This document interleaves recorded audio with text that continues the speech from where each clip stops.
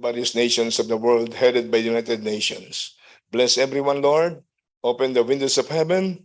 Lay your hands upon each and every one of us and release unto us the fresh anointing of knowledge, wisdom, and the anointing power of the Holy Ghost. Release to your people here, Lord, the divine health, divine strength, and release unto us, Lord, a clear mind, clear heart, and release unto us your divine direction. Enable us to accomplish great things for the good of our country, for the good of this world, and for your glory alone. Bless everyone in Jesus' name. Amen. Thank you, and may we all sit down. Thank you.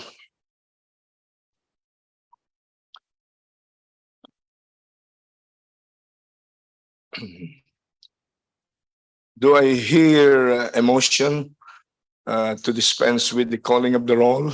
Mr. Chairman, good morning. I'd like to move to dispense with the calling of the roll.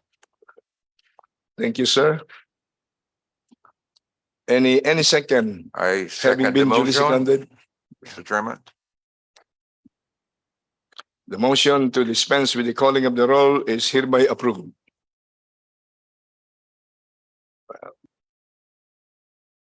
Before anything else, I would like to acknowledge the presence of the distinguished committee as well as esteemed colleagues present either physically or virtually. Especially, of course, our highly esteemed, highly respected member of Congress, Honorable Jose Alvarez, and Honorable Caris Hernandez Alcantara, and Honorable Bordado Gabriel H. Jr. Do I have to? And those our fellow members of this committee who are with us through Zooming. I would like to acknowledge Honorable Tebes Jose Bong Jr., Deputy Majority Leader, and Honorable Nolasco Ramon C. Jr., Deputy Majority Leader, and Honorable Garcia Maria Angela, praise God, and Honorable Horibata Chuyoshi Anthony G, and Honorable Biloso Tumason Ana Victoria, the Vice Chairperson, Committee on Sustainable Development Goals. Where am I now? Thank you.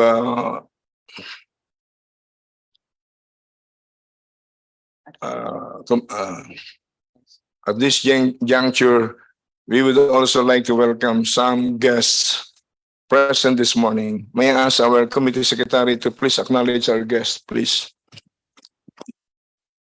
Thank you, Mr. Chair.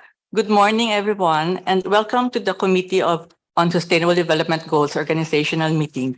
We would like to acknowledge the following guests. From the National Economic Development Authority, we have Assistant Secretary Sara Lynn Daway Ducanes. We have Director Reverie Pure Sapaen. We have Division Chief Maureen Jane Orero. We have Senior EDS Rochelle Ann Tabion. We have Chief Economic Development Specialist Mary Jane De La Rosa.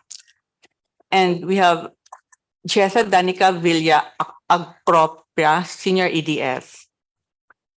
From the Government Procurement Policy Board, we have the Executive Director, Attorney Rowena Candice Ruiz.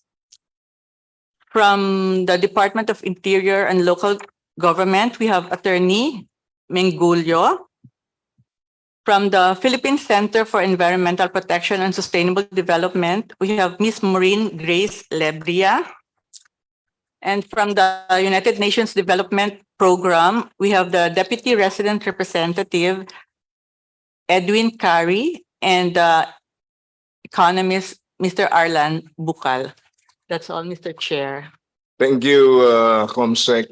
And by the way, gusto din po nating batiin ang libo-libo o milyong-milyong kababayan nating nanonood at sumusubaybay sa live streaming ng committee hearing na ito ng House Committee on Sustainable Development Goals. Magandang umaga po sa inyong lahat. Blessed day. Ha? Press number. Parating? Okay. Wala na wala. Okay. So, na to the opening remarks. Okay. Praise God.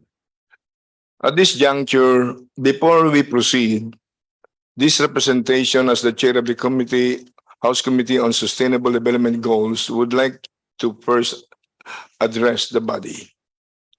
Again, good morning, everyone, and welcome to the organizational meeting of the House Committee on Sustainable Development Goals. I would like to thank everybody for taking the time to join us in our very first meeting. I would like to draw your attention to the board in front. We have there the list of what we call the 17 Sustainable Development Goals, or SDGs, goals adopted by the United Nations and that our country has committed to work in order to achieve a better world community by year 2030. And I would like to enumerate each one of them for the record. Number 1, eliminate poverty, erase hunger, establish good health and well-being, provide quality education, enforce gender equality, improve clean and sanitation, grow affordable and clean energy, create decent work and economic growth, increase industry, innovation, and infrastructure, reduce inequality, mobilize sustainable cities and communities, influence responsible consumption and production, organize climate action, develop life below water, advance life on land, guarantee peace, justice, and strong institutions, and build partnerships for the goals. These SDGs are transformative goals aiming to create a better world for everyone. Sa gitna po naman naranasan nating bagyo, pagbaha, sakuna, kalamidad at kahirapan sa nakalipas na mga linggo o buwan, kailangan nating maging seryoso sa pagtrabaho, pagpupunyagi upang makamit ang mga sustainable development goals na ito, lalo na sa pangangalaga sa ating kapaligiran at paglaban sa kahirapan. That's why for the representation, representation, equally urgent, I repeat, equally urgent and crucial with our fight against corruption in the government is our quest for sustainable development, a kind of progress that does not destroy our natural resources and does not compromise the ability of future generations to meet our own needs. Ladies and gentlemen, if we want to save lives, we need to be sustainable. However, according to United Nations 2020 SDG report, the SDGs are in grave jeopardy, quote unquote, due to the confluence of factors in the last few years, namely COVID-19 pandemic, climate change and conflicts, leading to the development of crises in health, education, environment, food and nutrition, peace and security. Likewise, the 2022 UN Economic and Social Commission for Asian Pacific, UNESCOP, SDG Progress Report concluded that based on the pace of progress, the expected timeline for the achievement of 17 SDGs has been lengthened from 2052 in 2017 to 2065 in 2021, due primarily to setbacks the world experienced from the COVID-19 pandemic. This 35 years longer than the original target of 2030. The Philippines, like the rest of the world, is also lagging behind on its pace of progress in achieving these SDGs. NEDA is here to discuss in more details the country's status later.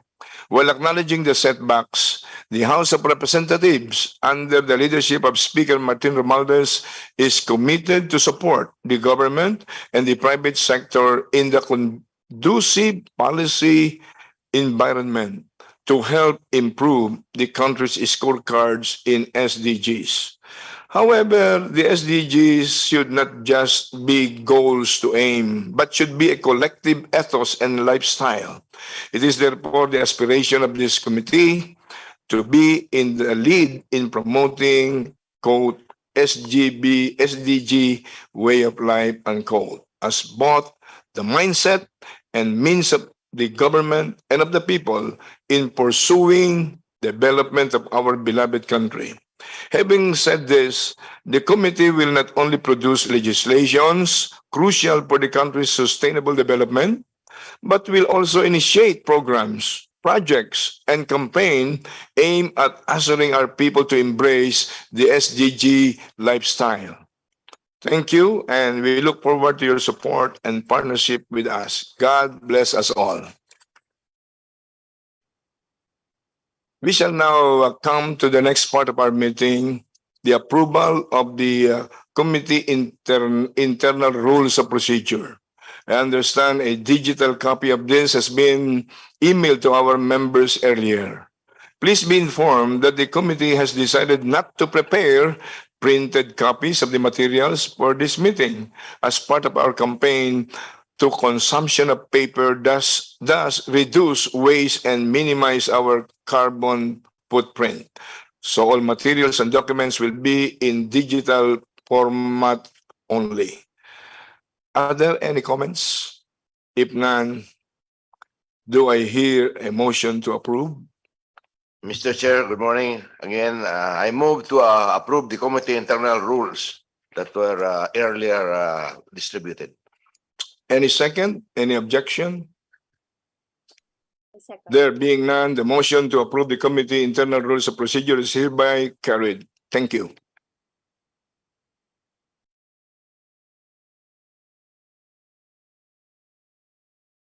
We shall now proceed to the deliberation of the first legislative measure, House Bill number 1272, entitled, quote, an act of establishing a green public procurement program for all branches of government, unquote, introduced by Representatives Luis Raymond L. Ray F. Villaperte Jr., Miguel Luis R. Villaperte, Tsuyoshi Anthony G. Horibata, and Nicholas Enciso VIII. Please refer to a copy of the measure as contained in the digital kit sent to all members earlier. For this purpose, Congressman Horibata is there. oh, yeah, thank you for the presence of Congressman Horibata. For this purpose, we would like to recognize the Honorable Tsuyoshi Anthony Horibata of the First District of Camarines Sur to sponsor the bill. Representative Horibata, you have the floor, please. Thank you, Speaker. So the House Bill number 1272, or Green Public Procurement Act, the policy has gained transaction on foreign jurisdiction under the concept of sustainable procurement, green public procurement, or green purchasing. Through this policy, the government can drive innovation and provide the industry with incentives to develop green products and services. Studies have also shown that green public procurement may provide financial savings for government purchasers, considering the full life cycle cost of a procurement contract. The objective of House Bill number 1272, or the Green Public Procurement Act, is to mandate all government departments, offices, and agencies to establish their respective sustainable procurement program, which shall take into consideration the lowest life cycle cost of production and services, and includes a coding system for packaging materials and products to facilitate waste cycle and reuse. House Bill 1272 further directs the Government Procurement Policy Board to appoint a third party verified to claims of sustainability of products and services while establishing capacity building programs for all government agency. The immediate passage of this bill is it's already passed. It's already passed, Speaker, and that's all. Thank you. Thank you, Paul. Thank you, Congressman Horibata. We shall now proceed into discussing the bill. May we hear any comment from members present? Let's hear from the NEDA. Ganun. Okay. Okay. Again, thank you very much, Congressman Horibata. We shall now proceed into discussing the bill. May we hear any comment from members present and or from agencies present here? Probably we can request Ms. Mary Jane De La Rosa from Chief Economic Development Specialist for comment. Pleasant morning to our Honorable Chair, Congressman Villanueva, to our distinguished members of the committee, officials and colleagues from the government. Thank you for inviting NEDA to this committee meeting. We just want to inform that NEDA already submitted our official position and we sent it to the Committee on SDGs last October 11. And let me just provide you with some of our general comments on HB 1272. We generally recognize the importance of institutionalizing and integrating sustainable practices into the existing government's procurement process. We note the government's critical role as a huge consumer bloc, and its purchasing power can help in facilitating and stimulating the market to produce more green products, thus reduce negative impacts to our environment and contribute to our socio-economic development. A key provision of the House bill is the implementation of the Green Public Procurement Program in all branches of the government. And this, we think, is very much aligned and supportive with our development thrust to accelerate sustainable consumption and production as we prioritize or put forward in the updated Philippine Development Plan 2017 to 2022.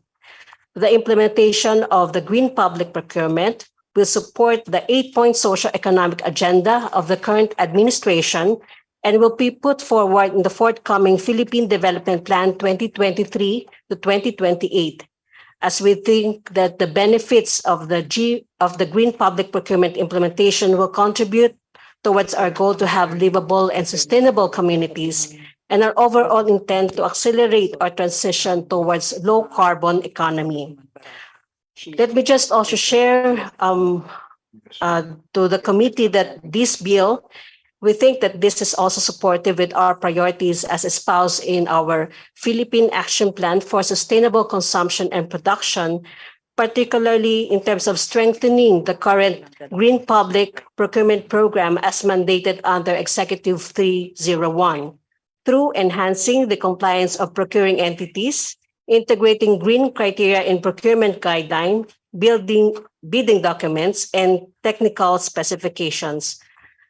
Honorable Chair, these are just some of our general comments, and we hope that the committee consider also some of our specific recommendations to the specific provisions or sections of the bill. But again, let me just reiterate that NEDA is affirming our support for the passage of the bill. Thank you very much.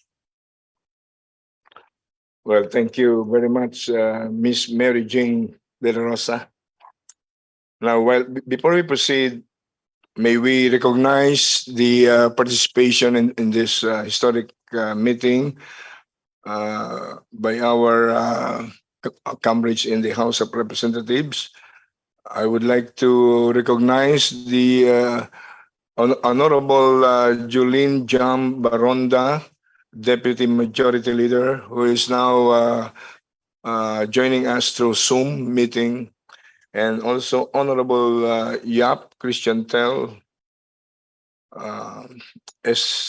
CSDG member of the majority. Thank you, ma'am and sir. Now, may we, after hearing such, I would say, enlightening comments from the representative of NEDA, Miss Mary Jane De La Rosa, may we request the comments of Miss Rowena Candice Ruiz, Executive Director of what? Of Technical Support Office. GPP, government. Of Government Procurement Policy Board, Technical Support Office, Miss Rowena Candice Ruiz. Please. Thank you, Mr. Chair. Good morning to the Honorable Chair and honorable members of this committee. First of all, I want to thank the committee for giving us the opportunity at the Government Procurement Policy Board Technical Support Office, not only to comment, but also to help the committee in the refinement of the proposed bill. Second of all, we wish to again express our support on the objectives of the bill.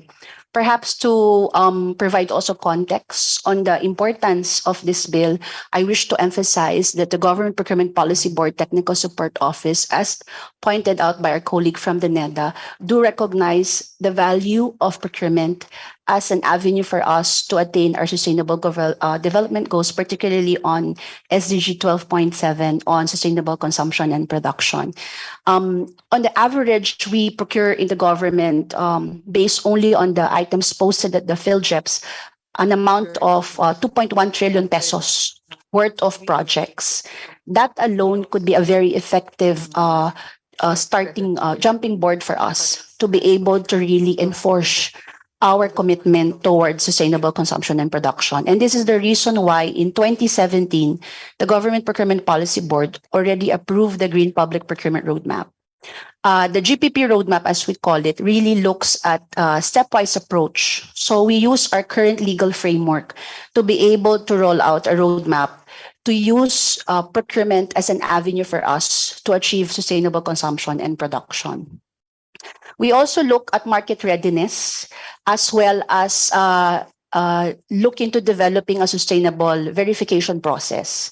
In terms of market readiness, this is the reason why in the 2017 roadmap, we already included 10 common use and 10 non-common use items with green specifications. Because in the Philippine legal framework, it is in the identification of the specifications that we can actually capture the ability of our government as a whole to be able to really consume responsibly and lower our carbon footprint. We are currently, that's why we find the bill to be very useful as it really helps us enforce the GPP roadmap as well as mainstream its implementation. We are currently in the process of reviewing the 10 common use and non-common use because when we saw the report of the procurement service, sila po kasi yung nagmamanage ng common use natin, we only have around 4 out of the 10 common use being implemented. So we encountered a lot of market competition issues. May mga items po na hindi pa talaga readily available yung green spec sa market out of the 10. For the 10 non-common use, I'm happy to note that while this is not mandatory, we do have a number of agencies, at least for those that we have been monitoring, which have been consistently adopting green specs. So based on our record po, starting in 2018, we saw a gradual increase in the adoption of green specs for non-common use from 26% in 2018 to 52% in 2019 and 58% in 2020.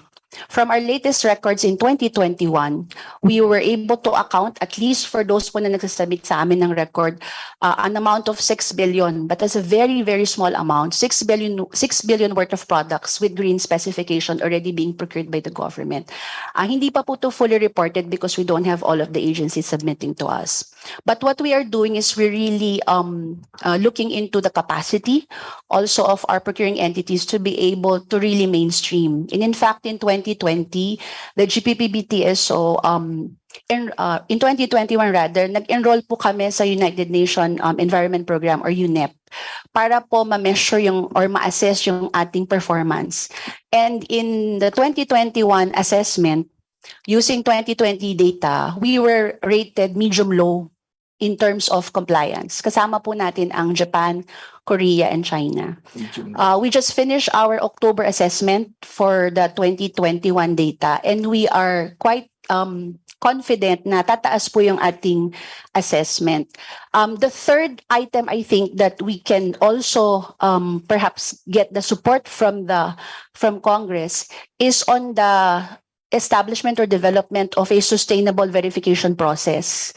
For instance, po, in the case of Malaysia, they are starting already to build up on the verification process. Why is this important? Pag po tayo magsasabi ng bibili tayo ng green, we have to avoid greenwashing.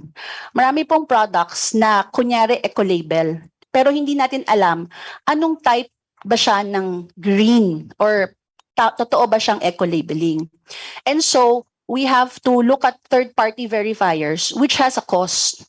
Ang ina-avoid din po natin is to be able to balance our policy objective and also in terms of making sure na hindi po ito magiging detrimental sa ating mga consumers, including the government, para bumili ng green.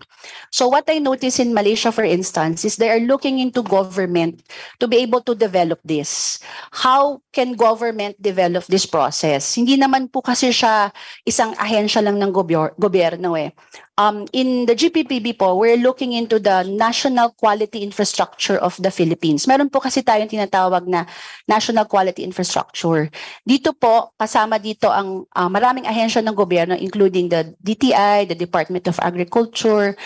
I'm not sure if DOST is part of it. The idea po is, tignan natin kung saan po yung mga entry points ng products. At from there, from the regulation itself, baka pwede na po nating embed yung mekanismo para ma-check natin. No, tayo na mismo yung bumili ng mga equipment to be able to do the verification, like what Malaysia is planning to do, investing. Bakit po? Currently po, marami po tayong verification. No? For instance po, yung mga PPEs natin, no, kung titignan po yung medical grade niya, papadala pa po yan ng ating ahensya ng gobyerno abroad because we might not have the equipment here. So if we can invest in this equipment locally, we can really truly develop and have a mainstream implementation of green public procurement towards implementation of sustainable. Kasi as mentioned po earlier, green is only part of sustainable. So because we're doing a stepwise approach, we can start with the environmental impact. And from there, we can truly assess instead not just the financial savings, but also yung ating nasisave in terms of lesser carbon footprint whenever we actually choose to go green instead of the usual traditional products that we use in government. So again, we do support the bill, especially its objectives insofar as technical support of is to provide the committee whatever assistance it may need, especially in terms of really developing, coming up with a whole of government approach in developing the sustainable verification process para ho makompleto natin yung polisiya natin. Right now we have the policy, but we need to ensure proper implementation and enforcement. So maraming salamat po. Mr. Chairman. Thank you very much for the equally relevant comments of Ms. Rowena Ruiz, the Executive Director of Government Procurement Policy Board. Before we proceed, I would like to acknowledge the arrival of Congressman Jose Manuel Alba, our Morning. Vice Chairman, Vice Person of this committee. Thank you, Mr. Chair. And also Congresswoman Franz Castro. Good morning, ma'am. And I understand Congressman Bordado has a question to Yes, ask. Mr. Chairman. Yes. Please, you have the floor. Thank you, Mr. Chairman. I commend the authors of this highly laudable bill. But since we are being live streamed, may I request one of the authors, Representative Horibata, to come up with a layman's definition of green public procurement program.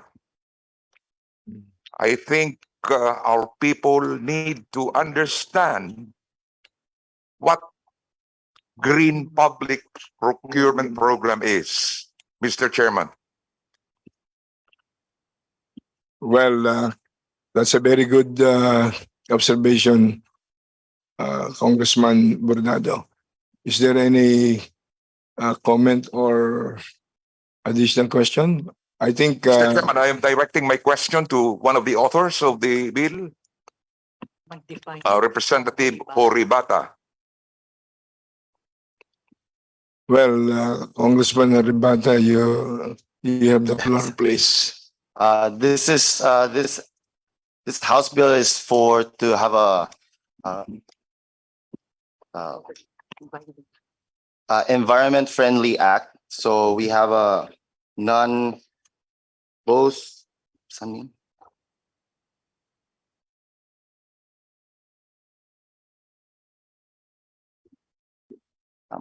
as both public and private organization may increasingly aware the needs of reduce the impact of goods, products, and as well as services of environment. And this act, the government procurement carries the potential of stimulating the market for the production of ecological friendly products by settling the example of the responsible consumers and environmental friendly procurement law. Okay, How's that again, Mr. Chairman? please. Will you kindly come up with something which can be understood by the people watching the live streaming right now?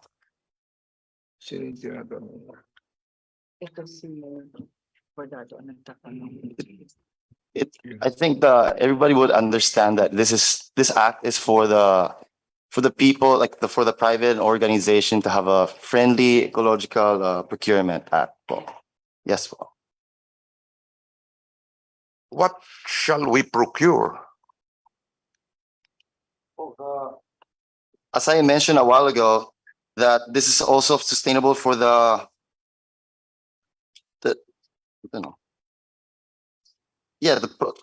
products of the market supply of goods and services.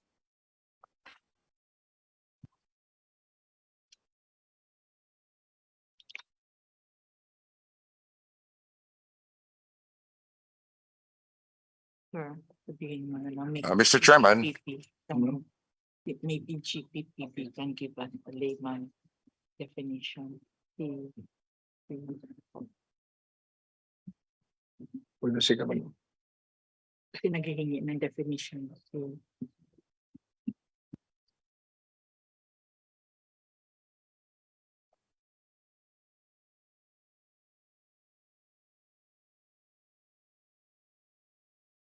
Mr. Chairman, Well, I believe that the question or comments of Congressman Bernardo is so relevant, so important, especially in the light that the public is viewing us here through live stream hearing. May I request the Executive Director of Government Procurement Policy Board, Ms. Rowena Candice Ruiz, if you can possibly give a layman's in a layman's language for the understanding of the masses for people viewing this hearing. thank you, Mr. Chairman. Thank you.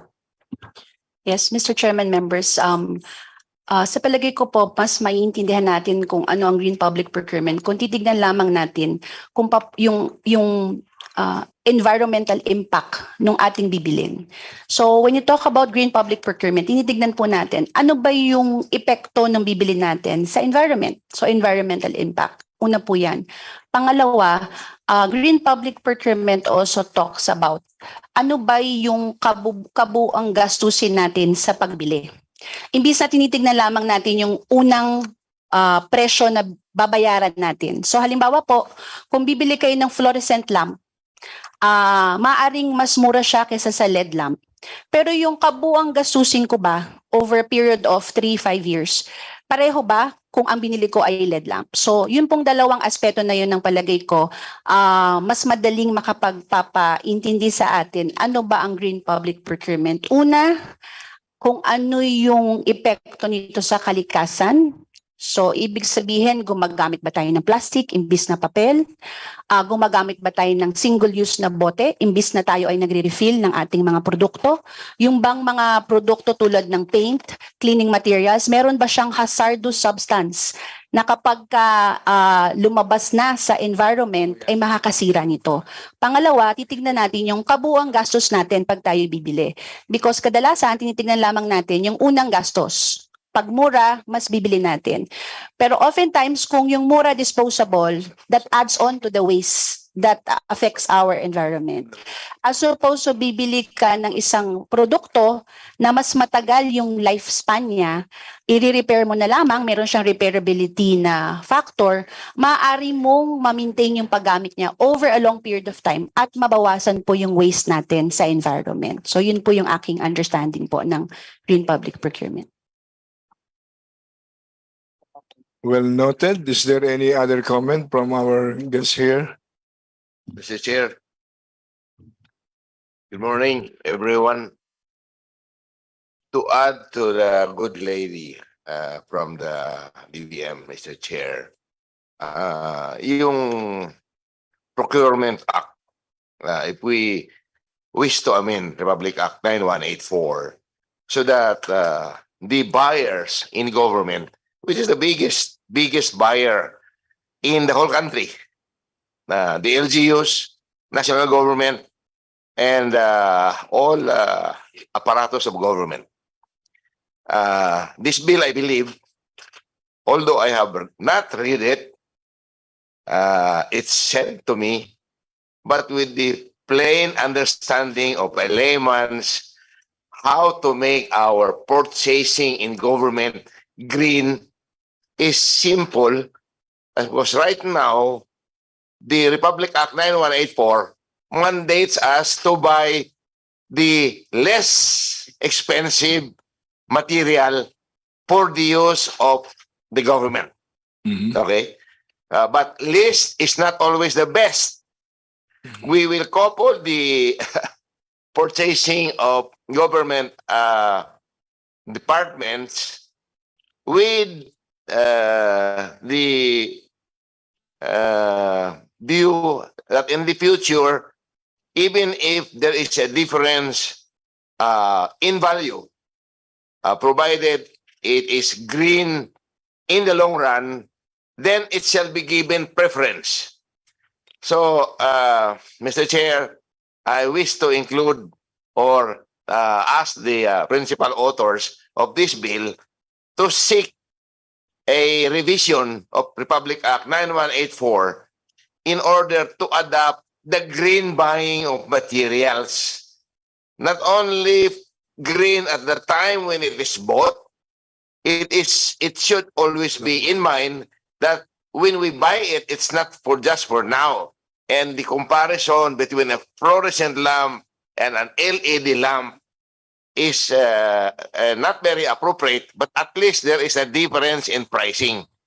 The LED lamp is sometimes more expensive, but because it consumes less electricity. That's why if it consumes less electricity, it can be considered greener than the other item.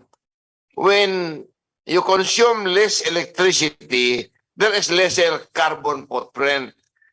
Now, I wish this bill should expound very, very clearly so that the government procurers will be guided that if we go to a greener procurement act in order to change the impact to the environment, it should be very clearly stated that regardless whether the item bought today is more expensive than the next item, provided it contributes to the green effect in the future, then it must be considered as the most responsive bidder. Otherwise, if you don't amend Republic Act 9184, the list is still preferred. Thank you very much, Mr. Chair. Well, it is very clear that the comment of Honorable Congressman Alvarez, correct me if I'm wrong, it appears that in the total computation of prices or costings, the greener buying scheme is far beneficial to the government and to the society. That's what I understand. Anyway, I want to. This hearing is open to all. We want to get the best for our country and people. Yes, Congresswoman Castro. Thank you, Mr. Chair. So thank you, Kong Alvarez, for that very simple explanation on how green procurement program is all about. Siguro bibigay din po ako ng example. Tatanungin ko po yung resource speaker natin, Madam Chair. Halimbawa sa school, so which is greener, yung pagbili po ng mga silyang plastic o pagbili ng mga silyang kahoy. So alin po ba yon? Para maintindihan po natin ating kababayan, ano po doon yung mas green?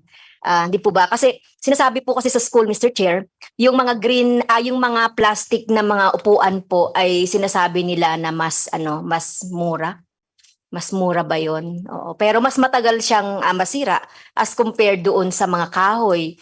Kasi yung mga bata talagang sinisira nila yung mga kahoy na mga silya paminsan-minsan.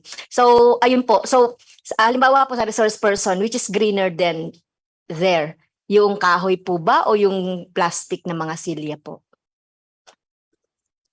Yung resource person natin. Si PPB. Si Ms. Ruiz.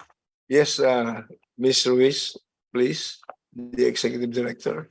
Thank you, Mr. Chair. Procurement Policy Board. Thank you, Mr. Chair. On a general comparison po between, say, wood and plastic, I would say that there's lesser impact sa environment po ang wood. However, take lang din po natin ng note na meron na po tayong mga sustainable or biodegradable plastic. So, maaari po din natin itong i-consider. Halimbawa po, during our recently concluded procurement summit, meron pong mga exhibitors tayo ng mga suppliers sa Pilipinas na nagbebenta ng biodegradable na plastic. So, by itself, hindi po natin masasabi na lahat po ng plastic ay hindi green. Meron po tayo actually made of cassava po yung napakita doon sa exhibit namin na plastic na sustainable or biodegradable. So also, Mr. Chair, if I may be allowed, gusto ko lang pong ma-emphasize yung nabanggit ko kanina na currently po, we are already allowing green products to be purchased sa government. Yung pong vehicular avenue natin sa green specification. So tama po, yung nabanggit kanina, na sa gobyerno po, we procure the least in terms of the lowest responsive calculated bid. Kaya nga po nang ginawa po natin dun sa 2017 na roadmap, ginamit po natin yung framework para nang sa ganon, ilagay po ng ating mga procurers, na mga procuring entities, yung green specification dun sa item. So, halimbawa po, dun sa example po ng ilaw, pag po tayo bibili, lalagay po natin dun sa specifications kung ano yung green item na kailangan natin. Or halimbawa po sa laptop, lalagay po natin dun may energy saver siya. So, ibig sabihin, pagka bumili po tayo, ang comparison natin, apples to apples. Hindi po natin i-compare sa government yung sa nagbid ng fluorescent or incandescent, fluorescent and LED lamp rather, or yung laptop na walang energy saver at may energy saver. Kasi po, dun sa green specs, ang makakasali lamang po yung may green specs. So, i-compare po natin lahat ng LED lamp, lahat ng laptop na may energy saver. So, ang mabibili pa rin po natin, bagaman lowest, kasi yun po yung most competitive, meron pa rin po siyang green specs. For hindi po tayo necessarily na-force na bumili lang ng mura. Kasi kung nilagay naman po ng ating procurer yung specification, so halimbawa po dun sa nasabi na upuan sa eskwelahan, kung nakalagay po doon is made of sustainable material, such as kung halimbawa nag-identify po sila ng biodegradable plastic of this percentage, wala po siyang component na specific po kasi or technical yon. Then pag po nag-procure yung ahensya, yung mga bidders niya, pareho-pareho po yung daladalang produkto. So ang mananalo po, yung lowest na merong ganong specs. Hindi po mananalo yung plastic na hindi biodegradable. Kahit siya pa yung mas mura. So ang importante po nating maintindihan, ang entry avenue po talaga is the technical specification. So ibig sabihin, kailangan maalam po yung ating ahensya papaano po gagawa ng tech specs para po in the basic educational facilities program, halimbawa po ng DepEd, naka-identify po doon ano yung specs na ilalagay ko para sa upuan, para sa mesa, para sa blackboard kung meron pa pong blackboard, at even po in the school building. Bakit po? Because kasama po ang construction materials. Ano pong type of cement? Yung pintura po nagkagamitin. So doon po yung ating entry point sa green public procurement. At nagagawa na po siya ngayon. Katulad po ng nasabi ko, over the years, tumataas po yung adoption ng ating mga ahensya ng gobyerno ng mga green specs kahit hindi pa ho siya mandatory. Ibig sabihin, voluntary po siya. Halimbawa po, dahil nandito po ang NEDA, isa po ang NEDA sa nakikita naming ahensya na nag-a-adapt po ng mga green specifications sa procurement kahit hindi pa ho siya mandatory. Well noted, Miss Miss Rowena Ruiz, the Executive Director of Government Procurement Policy Board. Now, meantime, napansin po namin, nagtaas ng kamay ang Vice Chairperson ng committee, si Representative Ana Victoria Veloso Tuason. Ma'am, are you recognized? Thank you, Mr. The Chair. floor is yours, please. Thank you, Mr. Chair. I just wanted to commend the authors for crafting this piece, well, this particular bill, which I hope will become the basis for Yung government. sound system in charge, please. Mr. Chair, can we ask the technician to make it louder so we can hear, and the listening public can also discern what's being said? Thank you, Mr. Chair. My apologies for. Yes, make it louder, please. Can I be heard, Mr. Chair? Hindi marinig. Mr. Chair, so as not to delay the proceedings, I will just make my manifestation in writing at another after the meeting. Meron po bang mas effective ang hearing at may translate? Mr. Hindi Chair. po namin marinig eh. Okay. It's okay. I will just make my manifestation in writing. Thank you very much. No, it's okay. It's okay. Thank you. Thank you very much, Mr. Chair. I just wanted to commend the authors of this particular bill for the thrust and the issues that they are trying to address by crafting this. I'm hoping actually that this could also become the legal basis for us to start. To start procuring in greater quantities locally available materials that are way beyond the current cap that is usually given by the Department of Trade and Industry, which I understand usually just encourages the sourcing of around 10%.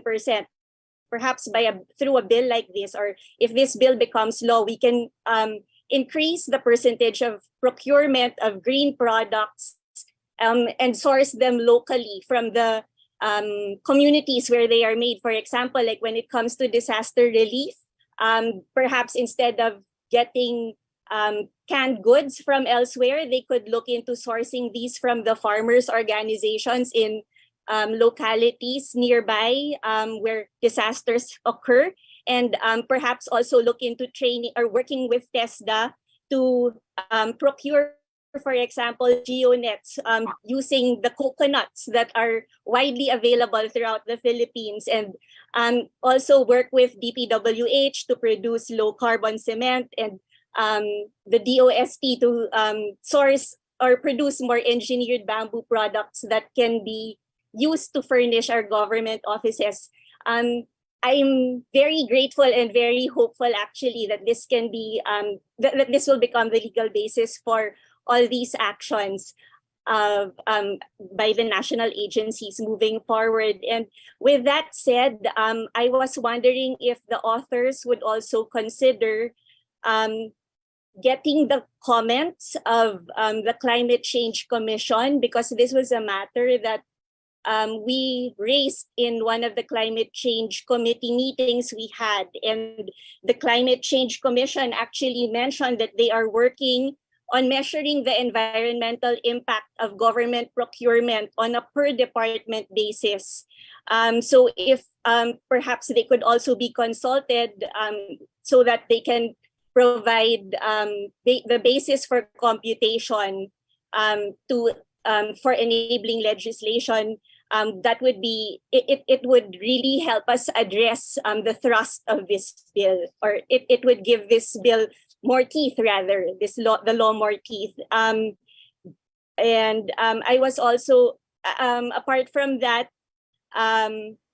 perhaps we could also inquire with other government agencies apart from the NEDA, like for example the implementing agencies that will that are in a position to move the needle when it comes to the procurement of green products and services. That will be all, Mr. Chairman. Thank you very much.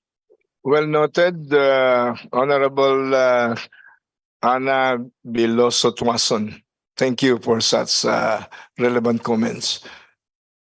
May we proceed in listening to the Department of Interior and Local Government Representative, Attorney Kate Mangulio, please. Thank you, Mr. Chair. Good morning, Mr. Chair, honorable members of this committee and my colleagues from the government service. For the Department of Interior and Local Government, the department acknowledges that the establishment of green public procurement program is in line with the United Nations 2030 Agenda for Sustainable Development. Such is captured by the Declaration of Policy under Section 2 of the proposed measure, stating the incorporation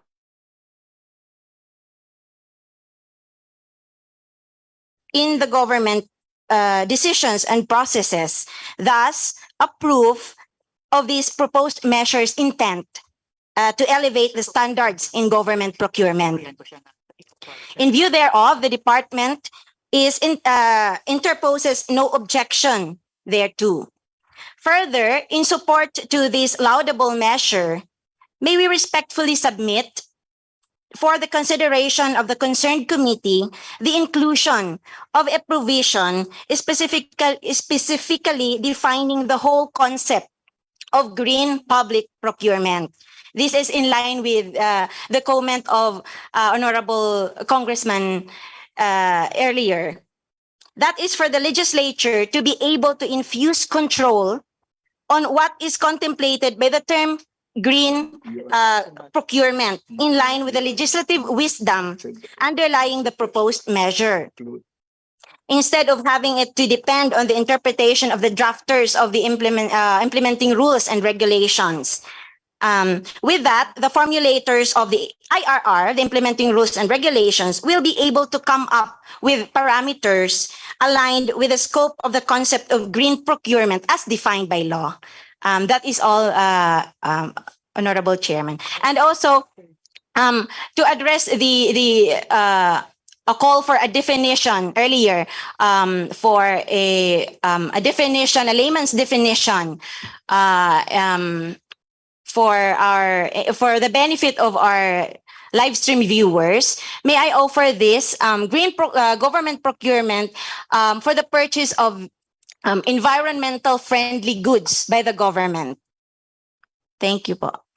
Thank you, Attorney Kate Mingolio, representative of the Department of Interior and Local Government. All the above mentioned comments are properly noted, and the committee secretary is directed to include such comments and suggestions. Now, let's listen to the representative of Philippine Center for Environmental Protection and Sustainable Development, Inc., Ms. Maureen Grace Libria. Please. Good morning, blessed morning, Morning. Mr. Chair and honorable members of the committee. So, coming from the NGO, Philippine Center for Environmental Protection and Sustainable Development, we have been in support of this policy ever since. As a major supporter of Executive Order 301, not just for its issuance, even in its implementation, we are very much in support for the passing of this bill.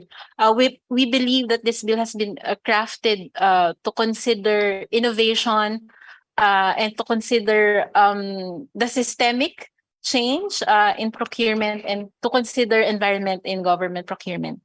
So as such po, we also believe that this policy would like to achieve, a procurement planning, use, acquisition, and disposal that is beneficial for the environment, that would serve value for money for the people and for the government as well. So coming from the environment, we're not just looking at the environment po. We very much consider the economic aspect as we are talking about sustainable development goals. So we're not just wasting money on wasteful purchasing. So that is in line with green procurement. So with that po, for this bill, we'd like to highlight innovation to be incorporated. I believe this bill has the venue for that. And with that, like to probably just highlight Section 7, verification by agencies. We'd like to revise the statement. The GPPB shall provide a list of testing centers for reference of the agencies in the conduct of verification, which shall be updated regularly. So I think as ED Ruiz has mentioned earlier, we very much need these testing facilities. As an organization working on the ground, working closely with LGUs implementing or starting to implement GPP, working with the private sector, testing center and verification, result is one of the major challenges that they are facing and they will be facing once this has been done. So this is not a problem that we are only facing. So globally po, hinaharap po ito ng lahat ng nag-establish ng GPP. So what is a very good opportunity for us is that there are already tools established to verify and to help procurement officers to verify and avoid greenwashing as one of the challenges for this initiative. So we'd like to change this as to provide a list of recognized verification methods. So we do not want to limit just to testing centers. Marami po tayong means to verify. So as example po, again, to support ED Ruiz earlier, meron tayong quality infrastructure. So DTI, BPS has the PS quality mark. If we would require this for our product, sigurado po tayo na dekalidad yung mga produktong bibilhin ng gobyerno. Si DOE din po, meron din silang energy labeling program. So if this will be integrated, these kinds of label are to be integrated into the government procurement, sigurado po tayo sa mga produktong matatanggap natin. Not just that, we are administering the National Eco-Labeling Program. So this is a voluntary leadership program. So we're not requiring this for everything kasi leadership program po ito. But this program is shared and co-chaired by DNR and DTI. So National Eco-Labeling Program, Green Choice Philippines po.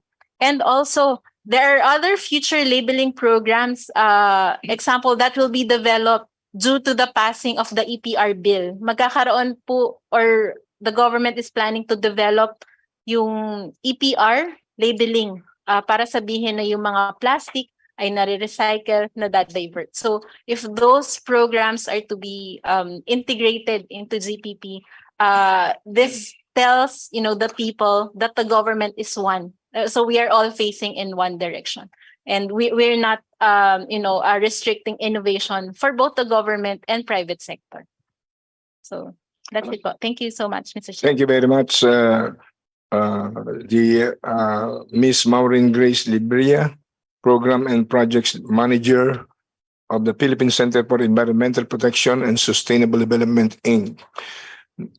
I really thank all concerned people here because it's very clear that our discussion is becoming livable and joyful in seeking the best conclusion, because I believe all of us agree that this bill is really very vital as far as the protection, development, preservation of our Mother Earth, ultimately. Now let's listen to the Executive Director of Procurement Service of DBM, Mr. Dennis Santiago, please. Good morning, Mr. Chair. Thank you very much po, and the members of the committee and our colleagues in government. First off, Mr. Chair, we support the passage of this bill to really provide for the legal framework on green public procurement. But a little background on this, Mr. Chair, as mentioned earlier, hope this will also ripen to sustainable development. No po. Sometime in the 1980s, the United Nations commissioned Prime Minister Gro Harlem Brundtland to write a document, and they came up with a document called Our Common Future, where they made the first strike at developing po yung the term sustainability. So that's where the concept of sustainable or sustainability came from. And then there are three components, as mentioned earlier po. There's the economic, the social, and the environmental components of sustainability. When we push for green public procurement, we are only identifying the environmental aspect po. May tanong po kanina, ano ho ba yung definition ng green public procurement? Okay? So we buy for government, or at the end of the day, we have a government contract to serve the people. So when we buy for the government, ang iniisip po ng gobyerno is makabili ng mga bagay ho na makabubuti at makaiigi sa kalikasan. When we look at green public procurement. Pag may binili ho ba tayo, anong impact nito sa kalikasan? Sisirain ba nito ang ating kapaligiran o makakaigi po ba ito? No? Kaya po noong 2017 nga po, the Government Procurement Policy Board approved and then issued the roadmap, the Green Public Procurement Roadmap, and identified 10 common use supplies and 10 non-common use supplies equipment to be procured by government. Yung common use supplies and equipment po, yun po yung bibili ng procurement service. Sa ngayon ho, mayroon na pong mga 7 items binibili po namin na mayroon pong green components. So, yung pong green components, when we look at it, okay, nabanggit na po kanina ni Edie Ruiz, when we look at green parameters, we have to look at not only saying green, ito po ay mayroong, say for example, ito po ay mayroong 50% recycled paper. It's one thing to put up those technical requirements, and it's another thing to verify them. Kaya nga po, nababanggit po yung konsepto ng greenwashing. May iba po sasabihin, this is a green product, pero sa totoo, wala namang pong proof, or wala pong categorical proof that it is really green. Hindi ho ma-measure, hindi po masukat na po kung totoo bang meron siyang green parameter or green component. Kaya ho, tama po yung nabanggit kanina na kailangan ho magkaroon tayo ho ng ahensya. Pero ngayon ho, like ang DOST po, meron po silang one lab that would look at confirmation of the technical parameters being put in. DOE has po their own testing lab po with respect to the energy consumption.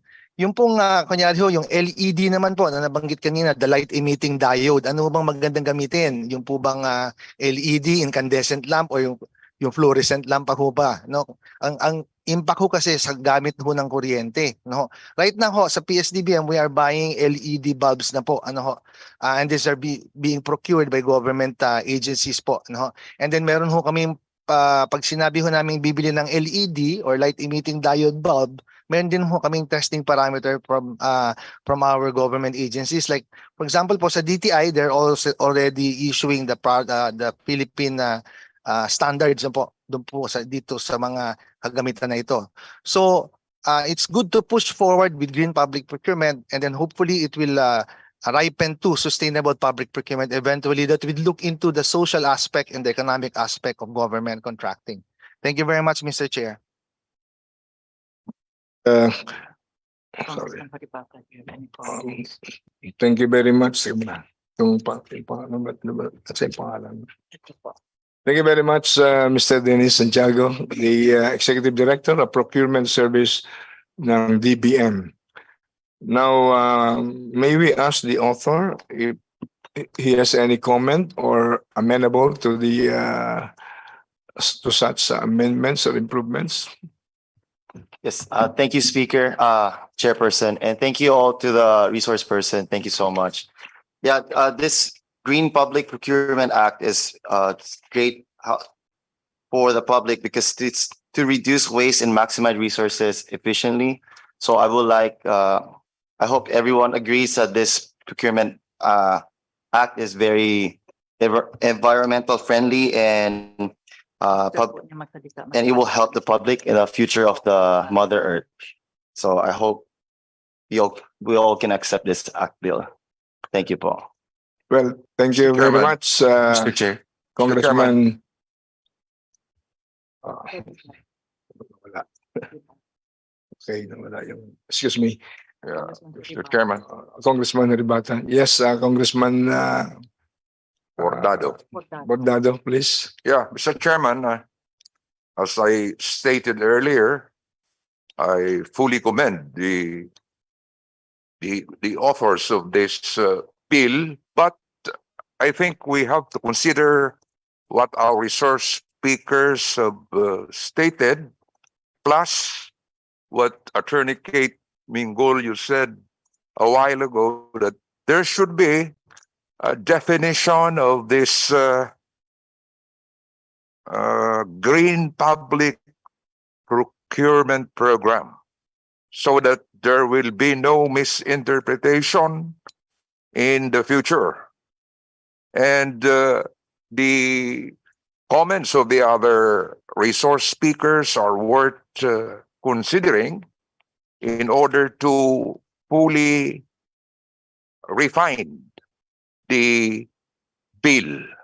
And Mr. Chairman, with due respect to one of the principal authors, I am suggesting that those who are interested, the members here present, who are interested to become co-authors of the bill, be listed as such, and I'm one of them, Mr. Chairman. Thank you.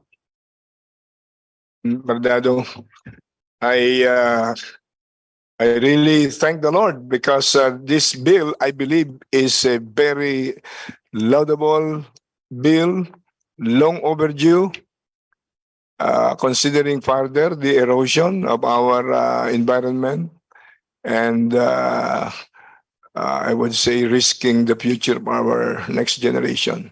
So I thank God because I can sense that all of you, with or without further amendments, I believe all of us here agreed that this is a very vital, laudable bill that should be approved and contribute to the benefits of our present and future generations.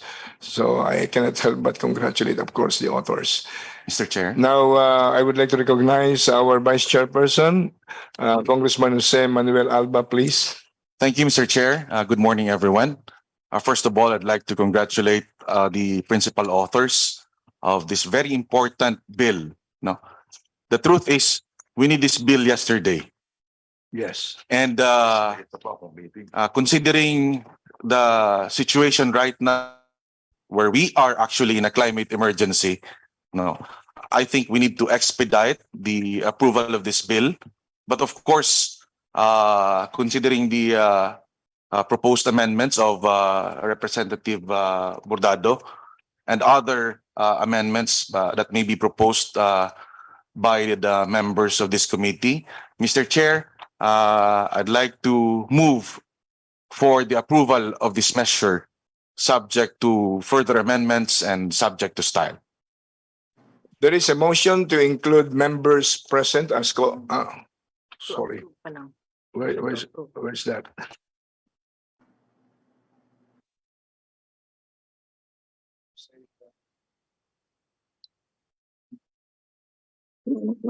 Okay. There is a motion to approve House Bill 1272, subject to style and the proposed amendments. Any second or any objection? I second. Mr. Chair, Okay. before we go on the approval is very laudable, yes. I agree.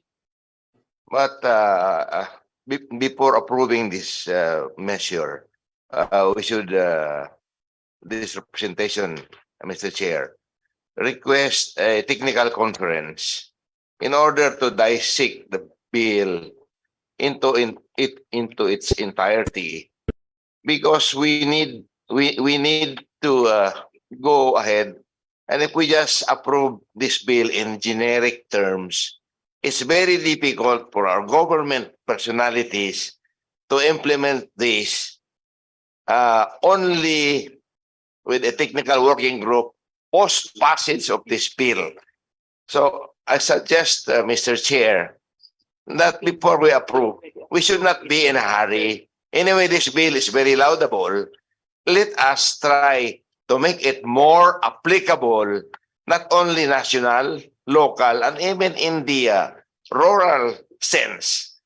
I'd like to be part of the technical working group that's gonna expand the coverage of this bill rather than go on generic terms. Mr. Chair, I'd like the comments of the principal authors whether my proposal is acceptable or not. Otherwise, our men and ladies on the ground procuring items for government would have difficulty, and if there is discretion again, we cannot be sure that this measure will be adopted by most of those who will just read this measure in generic terms, Mr. Chair.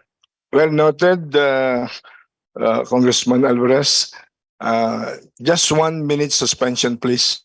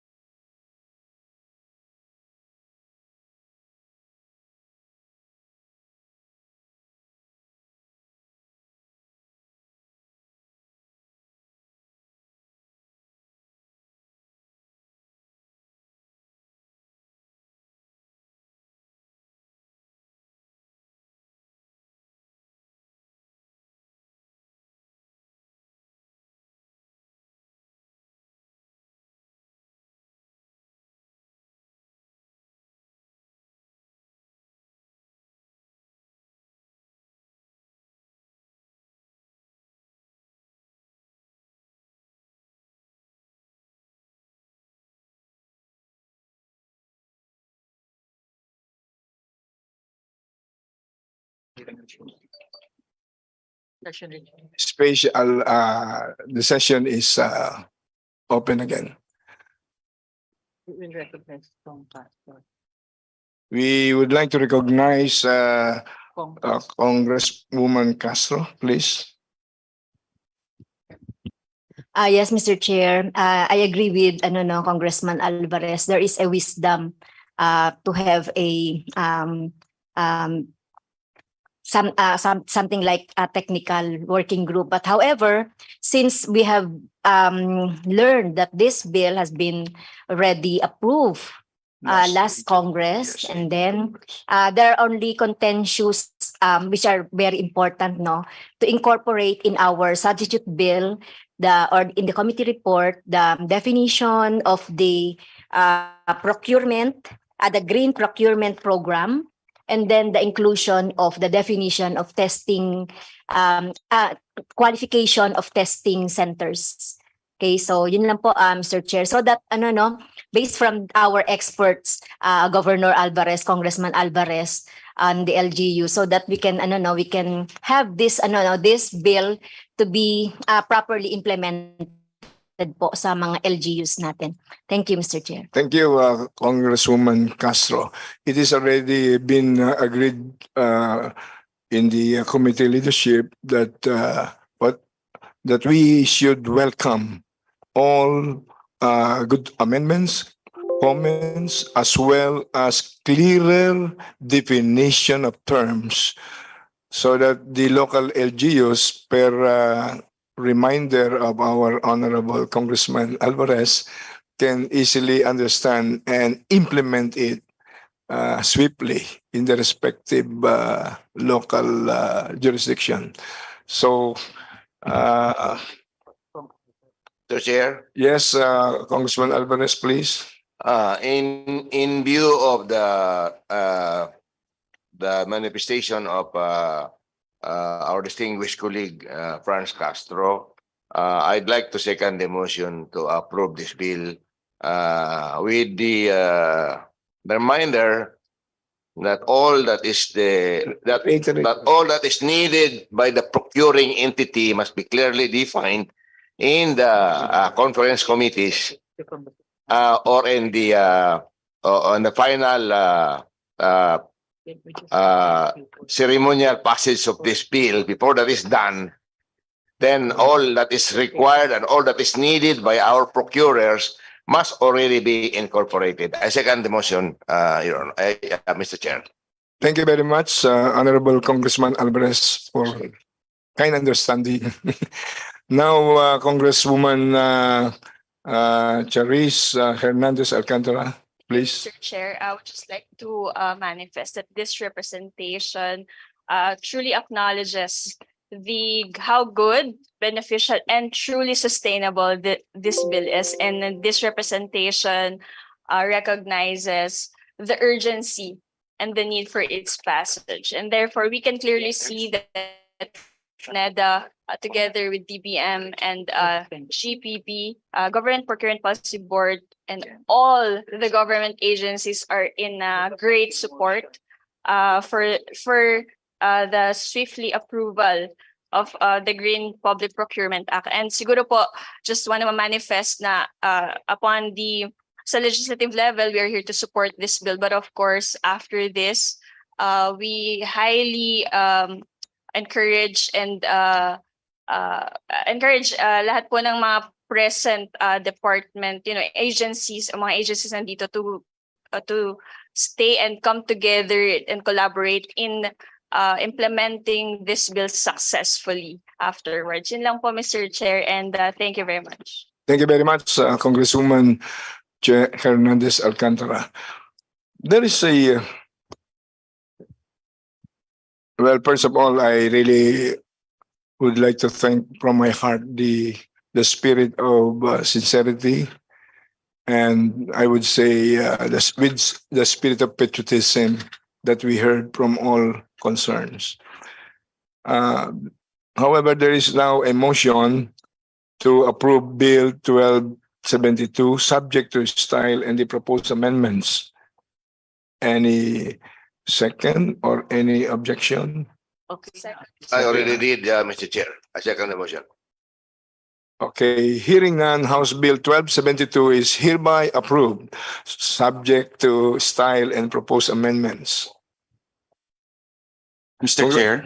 Yes, Congressman Alba, please. Thank you, Mr. Chair. With the consent of the principal authors, this is just to formalize the manifestation of Representative Bordado a while ago. With the permission of the principal authors, I'd like to move all the members present here today be made co-authors of this bill on green procurement. Second the motion, Mr. Chair. Well, there is a motion to include members present as co-authors. Is this acceptable to the authors? Yes, we accept, Mr. Chair. The motion, the motion is approved. The committee secretary is directed to include all members present as co-authors. Also, our committee vice chairperson, Congressman Edward Hagidon's office, relayed a message to the office of this committee, also expressed his support of the measure and asked for himself to be included also as co-author of the bill. Thank you. Mr. Chair, there being no other business, Excuse me.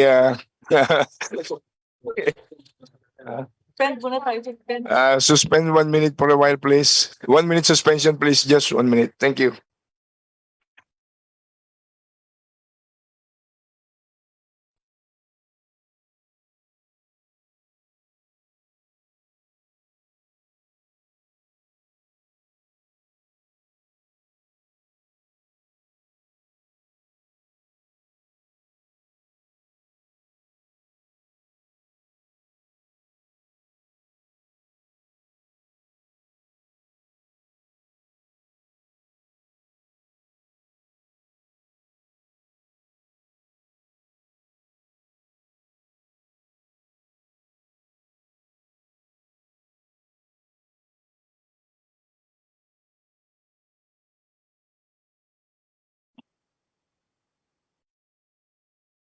The session is resumed.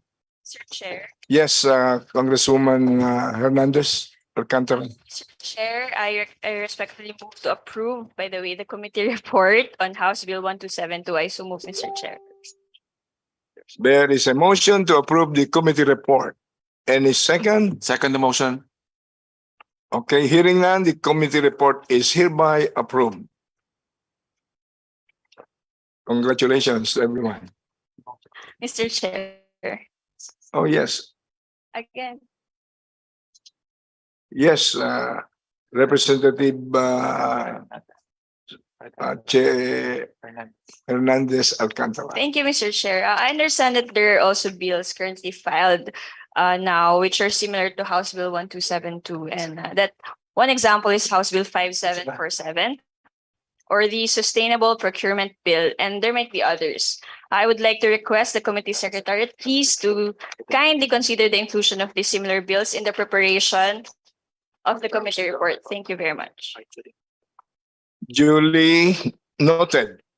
Thank you. Congratulations. Before we proceed, the chair would like to thank the authors, especially Congressman Horibata, and the members present for attending the hearing and for delivering the very first legislative output of this committee. This is our humble contribution in advancing sustainable development in our country. Thank you. The committee secretary is directed to finalize the substitute bill and prepare the committee report. I would like to thank also our members yes, I would like to thank our members and guests for the participation in the deliberation. We now come to the last part of our agenda, a briefing for our members on the status of implementation of the SDGs in the country and Asia Pacific. We have invited NEDA and UNDP to conduct the briefing. We shall start with the briefing of NEDA to be followed by UNDF. Please, sina una. NEDA po. NEDA, please. A pleasant morning to all. Chair of the House Committee on SDGs, Honorable Edgardo Villanueva, distinguished honorable members of the committee, fellow workers in government, ladies and gentlemen. We have a presentation ready. We have presentation slides.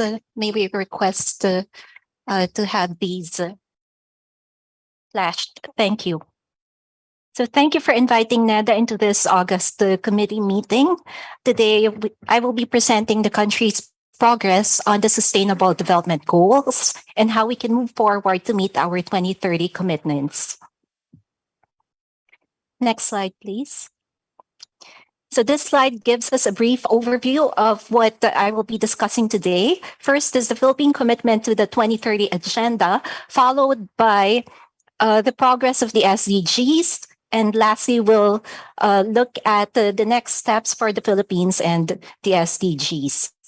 Next slide, please. The Sustainable Development Goals, or SDGs, also known as the Global Goals, are 17 goals adopted by the United Nations in 2015 as a universal call to action to end poverty, protect the planet, and ensure that by 2030, all peoples enjoy peace and prosperity. Now, in the Philippine context, the overarching principles that we are guided by in adopting these SDGs are that, one, no one gets left behind, and two, we achieve sustainable development that is holistically defined. We're looking at the economic, environmental, social, peace, security, governance aspects here, and also takes into account the intergenerational equity so that future generations of Filipinos are able to enjoy the same resources and opportunities. Next slide, please. Now, in 2016, the Philippines committed itself to the 2030 Agenda for Sustainable Development. Based on the implementation of the Millennium Development Goals, the country took stock of the lessons learned and noted that the ingredients for a successful implementation of a long-term agenda are the following. The first is that there must be a sustained and consistent commitment across all stakeholders. That means government, private sector, civil society, and the international community. The second is the implementation plan should include a financing plan. The implementation plan should include programs to build resilience, especially among the poor and the near poor, against natural and man-made hazards and economic shocks. Fourth, there should be a clear assignment of responsibilities consistent with the government structure. And fifth, there should be an appropriate data monitoring system to support the accountability mechanism. Next slide, please. Today, 7 years into the implementation of the SDGs, we have institutionalized certain mechanisms to ensure a whole-of-nation SDG implementation. So the first here, now we have the formulation of the Philippine Development Plan 2023 to 2028. This is currently being spearheaded by NEDA with the intent of integrating the SDGs in its overall framework, relevant chapters, as well as its targets and indicators. Now, in terms of the country's governance mechanism on the SDGs, we have the DBCC Subcommittee on SDGs, as well as its technical working groups. These bodies are regularly consulted through meetings, consultative workshops, and direct requests to obtain their inputs and expertise on specific sectoral concerns. Now, on April 7, 2022, the Stakeholder Chamber on the SDGs was formed to provide a platform for non-government actors.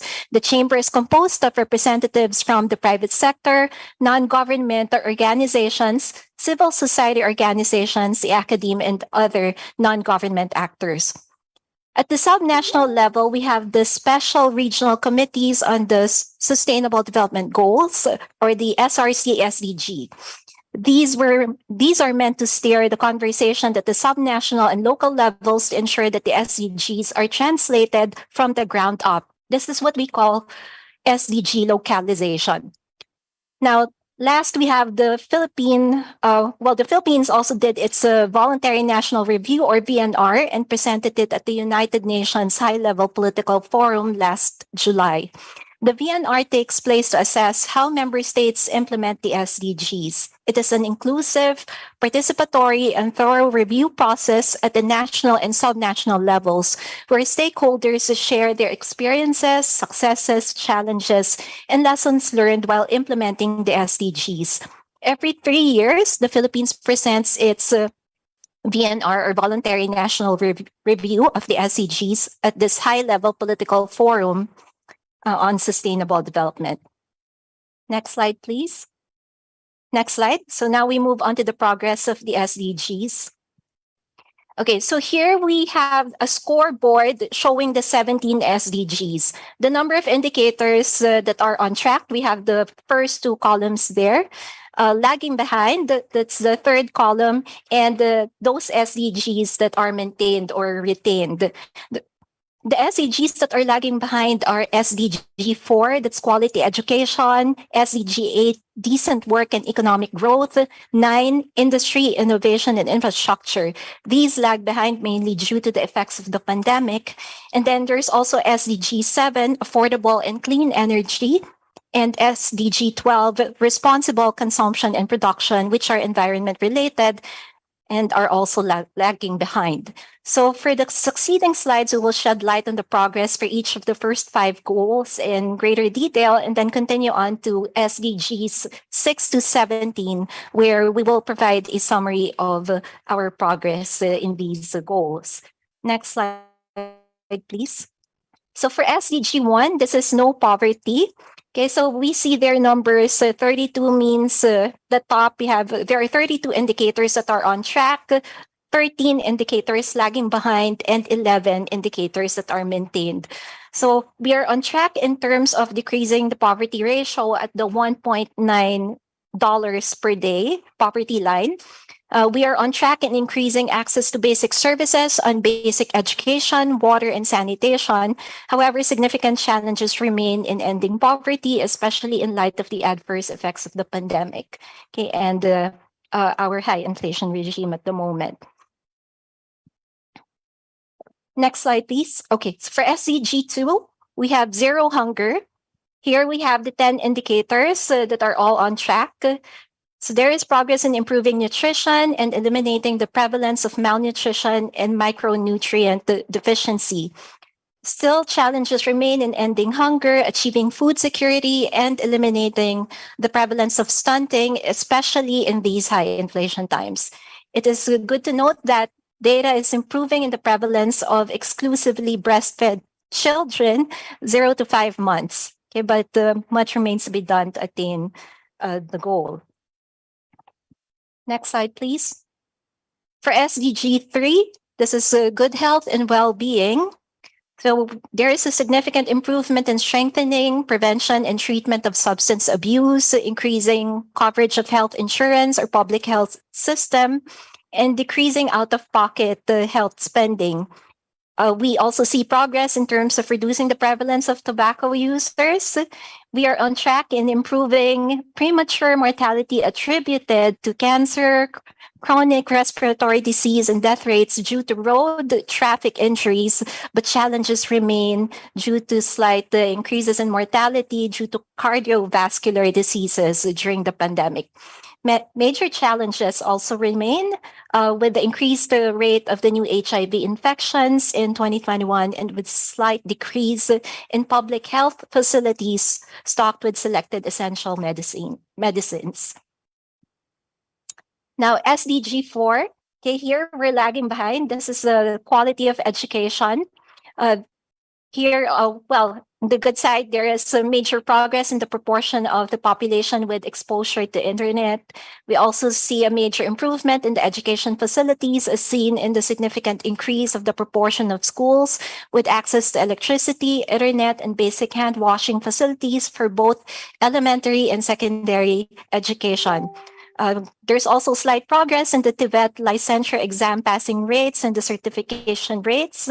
We are also on track in eliminating gender disparities in education as a target in the ratio of girls to boys in secondary and tertiary education. Okay, however, we have seen decreases, say, in the faculty qualification with the master's degrees, Masters of Science, Masters of Arts degrees. Completion and cohort survival rates for both elementary and senior high school decreased significantly. Net enrollment ratio, dropout rates also increased for both elementary and senior high school students, and also a slight decrease in the proportion of schools with access to computers for elementary and junior high school compared to the significant increase in, senior high school. Next slide, please. SDG 5, this is on gender equality. So here we see a significant decrease in the number of reported gender-based violence cases. It's positive. So there is a significant improvement in eliminating violence against women and children, as the number of both reported gender-based violence cases and reported abuse cases decreased significantly.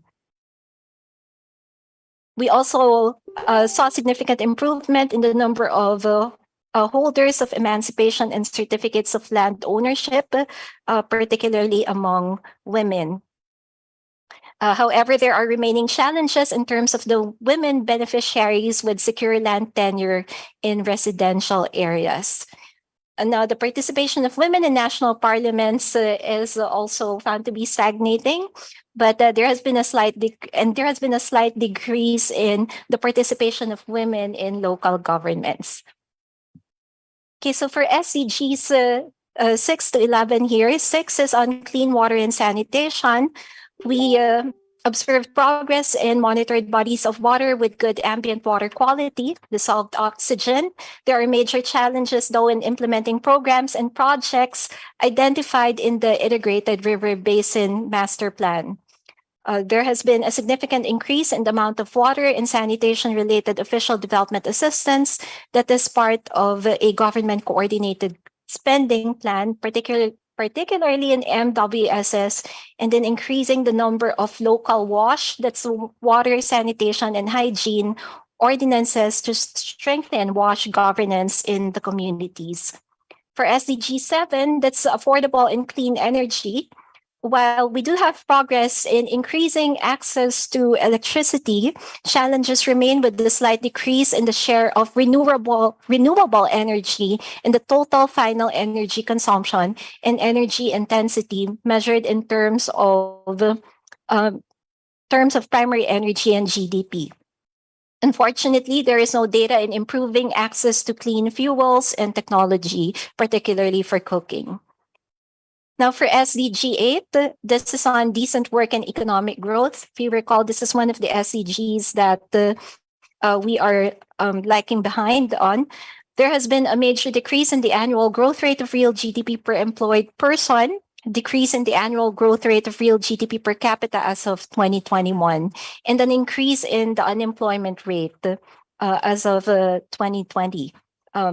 At the time that we measured this. However, there has been an increase in the number of commercial bank branches per 100,000 adults and the number of automated teller machines or ATMs per 100,000 adults. Okay, for SDG 9, industry, innovation, and infrastructure, another SDG that we're lagging behind on, there has been a significant increase in the total international support to infrastructure from ODAs, plus other official flows.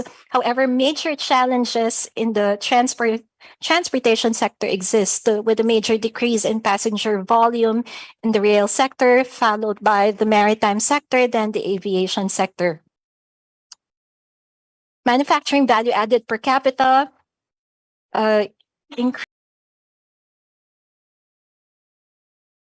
slightly decreased in proportion to the GDP, given the pandemic. And there has also been a slight decrease in R&D expenditure as a proportion of GDP.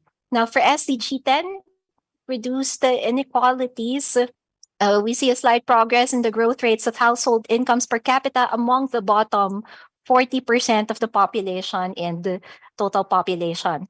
SDG 11, sustainable cities and communities.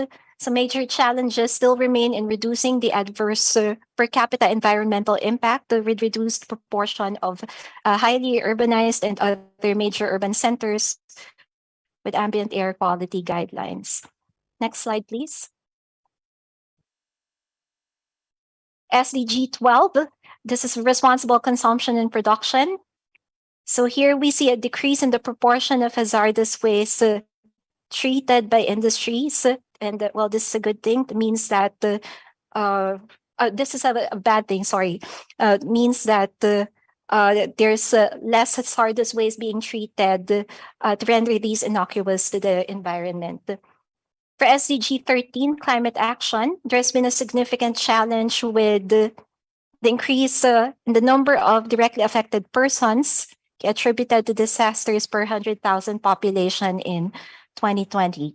Now, climate change measures have been integrated into national policies, strategies, and planning through Executive Order number 174. The Philippine Greenhouse Gas Inventory Management and Reporting System is the supporting document for this indicator. Now, for SCG 14, we have life below water. There's been major progress in increasing the coverage of protected areas in relation to marine areas in 2020. SDG 15, life on land, we observed a major progress in ensuring conservation of important sites for terrestrial and freshwater biodiversity with improvements from poor to fair, then to good ecosystems. For SDG 16, we have peace, justice, and strong institutions. Here we observe the progress in good governance characterized by the major decrease in the number of murder cases, monthly average index crime rate, and overall percentage of bribery among government officials in terms of the availment of social services, payment of taxes, access to justice, and registration of documents and licenses. There's also a significant rise in the primary government expenditures, with social services receiving the biggest increase in the allocation, followed by general public services and defense.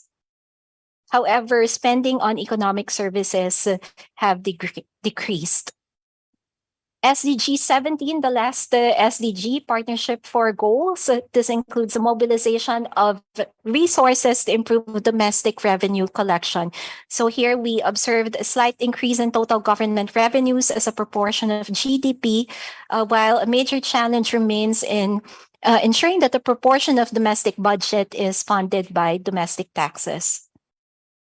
Now, on the proportion of the total domestic budget, data showed a major increase in the share of ODAs, while the share of FDIs and remittances have both declined significantly. Okay, so now what's next for the Philippines? So moving forward, the Philippines has to take stock of the SDG progress that has been so far achieved and also of the best practices in order to achieve more. Rekindling our commitment to the SDGs is a top priority. Next slide, please. Now, even during the pandemic, we used the 2030 agenda to inform our health resiliency plan. Our objective then was to demonstrate the usefulness of the Agenda 2030 as a planning tool, even in addressing the pandemic-induced challenges and constraints. Next slide. Down to the last 3 slides. Okay, so we have 4 mechanisms in place which target key areas in the public and private sector and which will increase synergies and the potential of the Philippines to achieve the goal or its goals. The first is on resource mobilization. We will develop a program convergence budgeting framework for the SDGs to better steer resource flows. The new sin tax law mandates that 20% of revenues from sin taxes will be used to fund SDG-focused programs. While regular government programs are actually already aligned to the SDGs, the additional funds will ensure that no one is left behind, including future generations of Filipinos. Second, is on monitoring. A review of the SDG indicators will be conducted to improve how we monitor our progress. The existing SDG watch being compiled by the Philippine Statistics Authority will also be complemented by our community-based monitoring system, which will provide more granular data at the household level. Next slide, please. Third is about localizing the SDGs. With the integration of the SDGs in our governance mechanisms at the national, subnational, and local levels through the subcommittee on SDGs, we are also localizing the assessment and planning of the SDG indicators. A chief instrument of this is the assessment and planning tool for SDG indicators, which were developed to better identify the gaps in SDG implementation. Okay, fourth is on stakeholder engagements. The government is cognizant that much more needs to be done in integrating stakeholders in the realization of the 2030 agenda. So this fourth focus here is on creating bodies that will not only facilitate a channel for non-state actors to work together, but also identify instruments that will allow them to synergize their existing and future investments and projects. However, institutionalized public participation is only the first step here. The subcommittee on SDGs stakeholders as chamber, composed of private sector and civil society, was also created as an official mechanism for collaboration with various members of our society. The current national stakeholders as chamber will also be replicated at the subnational level. This is what we mean by a whole of society approach. Okay, so the COVID-19 pandemic, we know, is unprecedented. Its consequences are far-reaching. So conducting a needs assessment is critical before we can build back, and so that our interventions would be relevant and effective. We are also expanding our cadre of future thinkers, knowing that the work to achieve the future we want has to begin now. We intend to promote innovation complemented with digitalization. As we experienced during this pandemic, this can be the vehicle to accelerate economic growth and build resilience. Okay, and last year, would like to conclude this presentation with the important socioeconomic priorities of the country right now. Next slide, please. Thank you. By the end of 2022, note that NEDA is set to submit the 2023 to 2028 Philippine Development Plan, which contains the next 6-year medium-term development plan for the Philippines. As we mentioned earlier, the SDGs are being integrated into the Philippine Development Plan. This is the strategic framework. So here in this slide, we have the strategic framework of the plan, which will serve as the 6-year medium-term development plan of the Philippines. As you can see in the strategic framework of our new PDP, the SDGs are firmly in place and integrated into our priorities. For instance, on promoting human capital and social development, that's the first column there, the red coded column. Improving education and lifelong learning is associated with SDG 4, that's quality education. Boosting health and nutrition is associated with SDGs 1, no poverty. 2, zero hunger. 3, good health and well-being. 5, gender equality. And 8, decent work and economic growth, and so on and so forth. So this ends my presentation. Thank you very much. Thank you, Ms. Sarah Lynn Daway Ducanes, Assistant Secretary of NEDA. Thank you for such very enlightening presentation. At this juncture, my request the Vice Chair, Congressman Jose Manuel Alba, to continue presiding this meeting. I just have a emergency meeting. Yeah. Thank you. Thank you, Mr. Chair.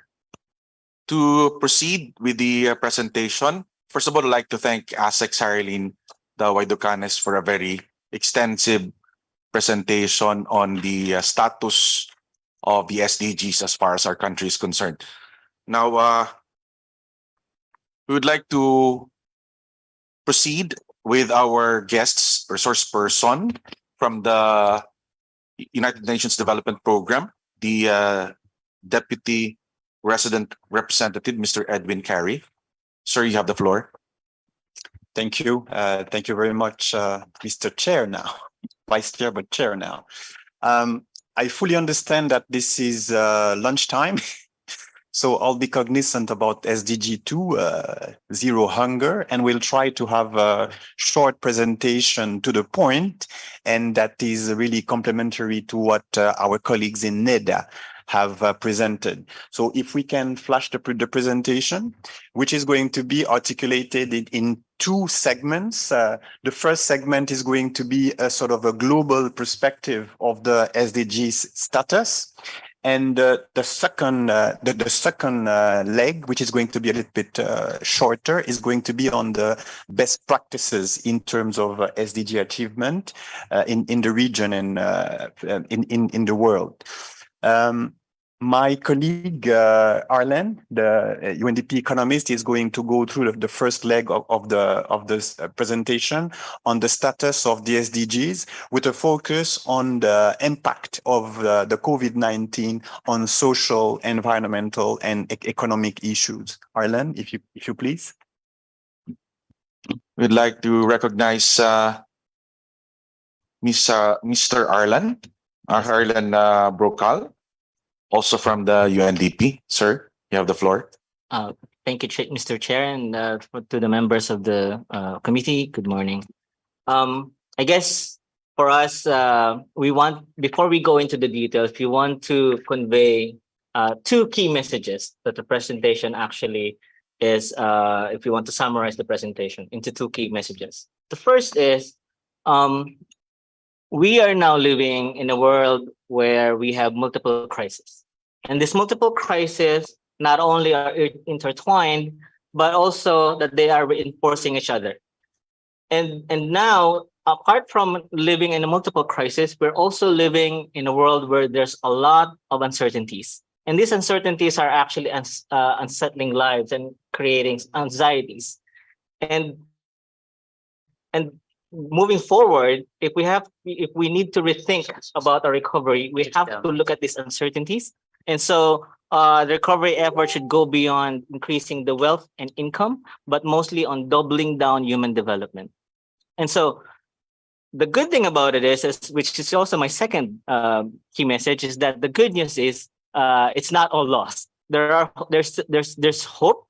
And my colleague in here, Mr. Edwin Curry, would give us a walkthrough on the best practices and things that we observe internationally on our way to recovery. So if we can flash our presentation, please.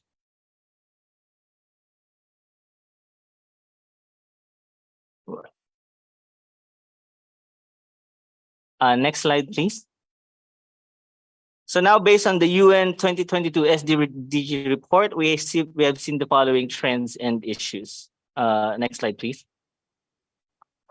So as of actually November, COVID-19 has infected more than 600, actually close to 700 million people worldwide, with more than 6 million deaths. Now, the latest estimates show that global excess death, or those deaths that are attributed directly or indirectly to COVID-19, could have been as high as 15 million by the end of 2021.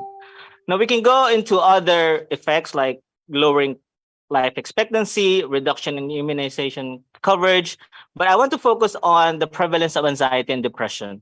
Now, this is really important for two reasons. First, it's not only hampering individual from exploiting its full potential, but also it has effect on solidarity. Because if you have increased anxiety, there's mistrust, and there's also this problem into acting together. And so it hinders everyone into acting together on its road to recovery. And so unless we deal with the increased prevalence of anxiety and depression, then the road to recovery would be more challenging. Next slide, please. Also, the pandemic has also put steady progress in poverty reduction over the past 25 years into reverse, with the number of people in extreme poverty increasing for the first time in generation. Now, I want to point out that in 2020, for the first time in 2 decades, the share of the world's workers living in extreme poverty increased, rising from 6.7% in 2019 to 7.2%, pushing an additional 8 million workers into poverty. Now, this reflects loss of working hours and reduced incomes for many during the COVID-19 crisis, Also, although the working poverty rate declined slightly in 2021 to 6.9%, it remains higher before the pandemic. Next slide, please. Now, while the global economy began to rebound in 2021, recovery remains elusive and fragile. Recovery patterns also vary significantly across regions, countries, sectors, and labor market groups. Developed economies are experiencing a more robust recovery, while least developed economies or least developed countries continue to struggle with weak economic growth and labor market fallout due to workplace closure. In fact, if we look at the effect on MSMEs, the effect is actually borne by mostly informal markets and also on micro and small medium enterprises. Next slide, please. Now, the world is also not on track to achieve gender equality by 2030, and the social and economic fallout from the pandemic has made the situation even bleaker. Progress in many areas, including time spent on unpaid care and domestic work, decision-making regarding sexual and reproductive health, and gender-responsive budgeting is falling behind. So women's health services, already poorly funded as it is, have faced major disruptions during the pandemic. Violence against women remains endemic, and despite women's leadership in responding to COVID-19, they still trail men in securing the decision-making positions they deserve. So commitment and bold action are needed to accelerate progress in this area, including through the promotion of laws, policies, budgets, and institutions that advance gender equality. Greater investment as well in gender statistics is vital, since less than half of the data required to monitor Goal 5 are currently available. Next slide, please. Now, the UN has called for a code red for humanity. So the latest IPCC report presents that the world is on the brink of a climate catastrophe, and the window to avert it is actually closing rapidly. And I don't think I have to mention a lot, but we have experienced in the past that storms and all those natural hazards have not only increased its intensity, but also in frequency. And so unless we also talk about policies that deal with resilience, then the recovery is also going to be challenging moving forward. Next slide, please. Now, this is where we want to focus on the key things that we want to mention on our move to recovery. And so, as we have seen, many developing countries are struggling to recover from the pandemic, despite the record high level of ODAs, or official development assistance, and a strong rebound in global foreign direct investments and remittance flow. So, as I've said in the beginning, we are living in a world of a lot of uncertainties, multiple crises. And so unless we deal with uncertainties, then the road again to recovery is going to be more challenging. And so what are the key things that we want to mention? First, we want to mention the 3 I's. First I is investment on resilience and also smart investment. So this investment are the type of investment that we want to exploit, for example, demographic dividends or resilience dividends. So things that not only deal with the easy fix, but also take into account the complexity of the issues, the complexity of the uncertainties, and the complexity of crises that we are facing at the moment. Second is insurance. So insurance, not only we have to talk about novel debt restructuring or other novel international financial structures that we could offer, and also those insurance that talk about social protections, including investment in health and also education. Third is innovation. So there's a lot of innovation, and we have to be cautious. What we mean by innovation here is innovation that also deal with inclusion. So a lot of innovation in the past, for example, the revolution of IT, there are unintended consequences of it. For example, the widening digital divide. And so what we're saying here in terms of innovation is that we have to really think about innovation that also deals with the complexity of the issues, for example, equality, gender empowerment, and things and so forth. And so quite recently, UNDP launched the Pinteg Lab, which actually has a documentary about how women-led in terms of disclosing or sharing information about COVID-19 and how they led in terms of dealing with the issues at crisis. So if you want, we can send the link to that, and so you can have a good idea of how women led in that area. Next slide, please. I'm not going to talk about this because this has been well discussed by our colleagues from NEDA, and I'm going to give the floor to my colleague Edwin to talk about international best practices. Thank you, Mr. Chair. Thank you. Thank you very much, Arlen. So Arlen has really covered the issues of what I call the four C's: the impact of conflict, the impact of COVID, the impact of the cost of living crisis on the SDGs in the world. Now, the idea is to share one or two best practices of how other countries have accelerated their progress towards the SDGs through very specific measures, means, methodologies, and principles. If we can move to 3 slides after this one. Oh, okay. Actually, that's it. I'm actually going to focus on these two. So first, after having a clear sense of where the Philippines and other countries are in terms of SDGs, there is a question: how do you accelerate progress towards the SDGs? And one key component, of course, of SDG acceleration is financing, mobilizing financing for development. I'm going to take the example of Indonesia, who issued what they call the first SDG bond in September 2021. So for a lot of countries that are cash strapped because of expenses due to the COVID-19, the idea to mobilize funding is to look at capital markets. Indonesia issued their first SDG bond last year, and they were able to raise with the bonds with a yield of a 12-year yield. They were able to mobilize 500 million euros to invest into the SDGs. So one quick question is, of course, asking, why would investors select an SDG bond? The idea to attract investment through bonds, which means that repayment or the yield comes after many years, is to invest in bankable projects that are directly linked to specific SDGs.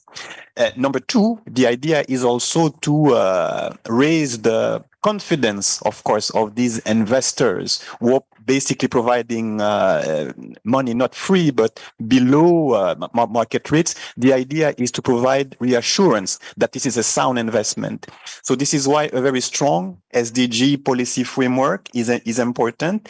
And it's also important to have guarantees, de-risking measures, insurance, but also a very strong policy framework in place. I'm citing Indonesia because this is the most recent example, but we also have the example of Mexico, was done the same in 2005. I'm going to risk it, but it's more 15 years ago. What basically Mexico has done, the whole development investment in the country is SDG based, and nearly 10% of this investment was through SDG bonds. The bond market for the SDGs in the world now is reaching towards $1 trillion.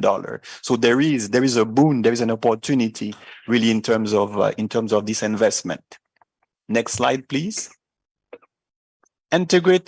Integrated national financing framework. I mean, in the logic, this could have been placed before the bonds, but the idea of accelerating SDGs through key investment, the first part is knowing how much investment is actually done in each countries per SDG.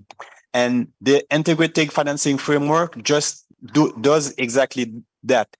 It tells you what is the mapping of the development finance opportunities out there, and what is the actual investment that is currently being done in the country, and what kind of investment and how much investment would be needed to close the SDG progress gap in the country. To contribute to this exercise, UNDP has been actually partnering with NEDA on the INFF project.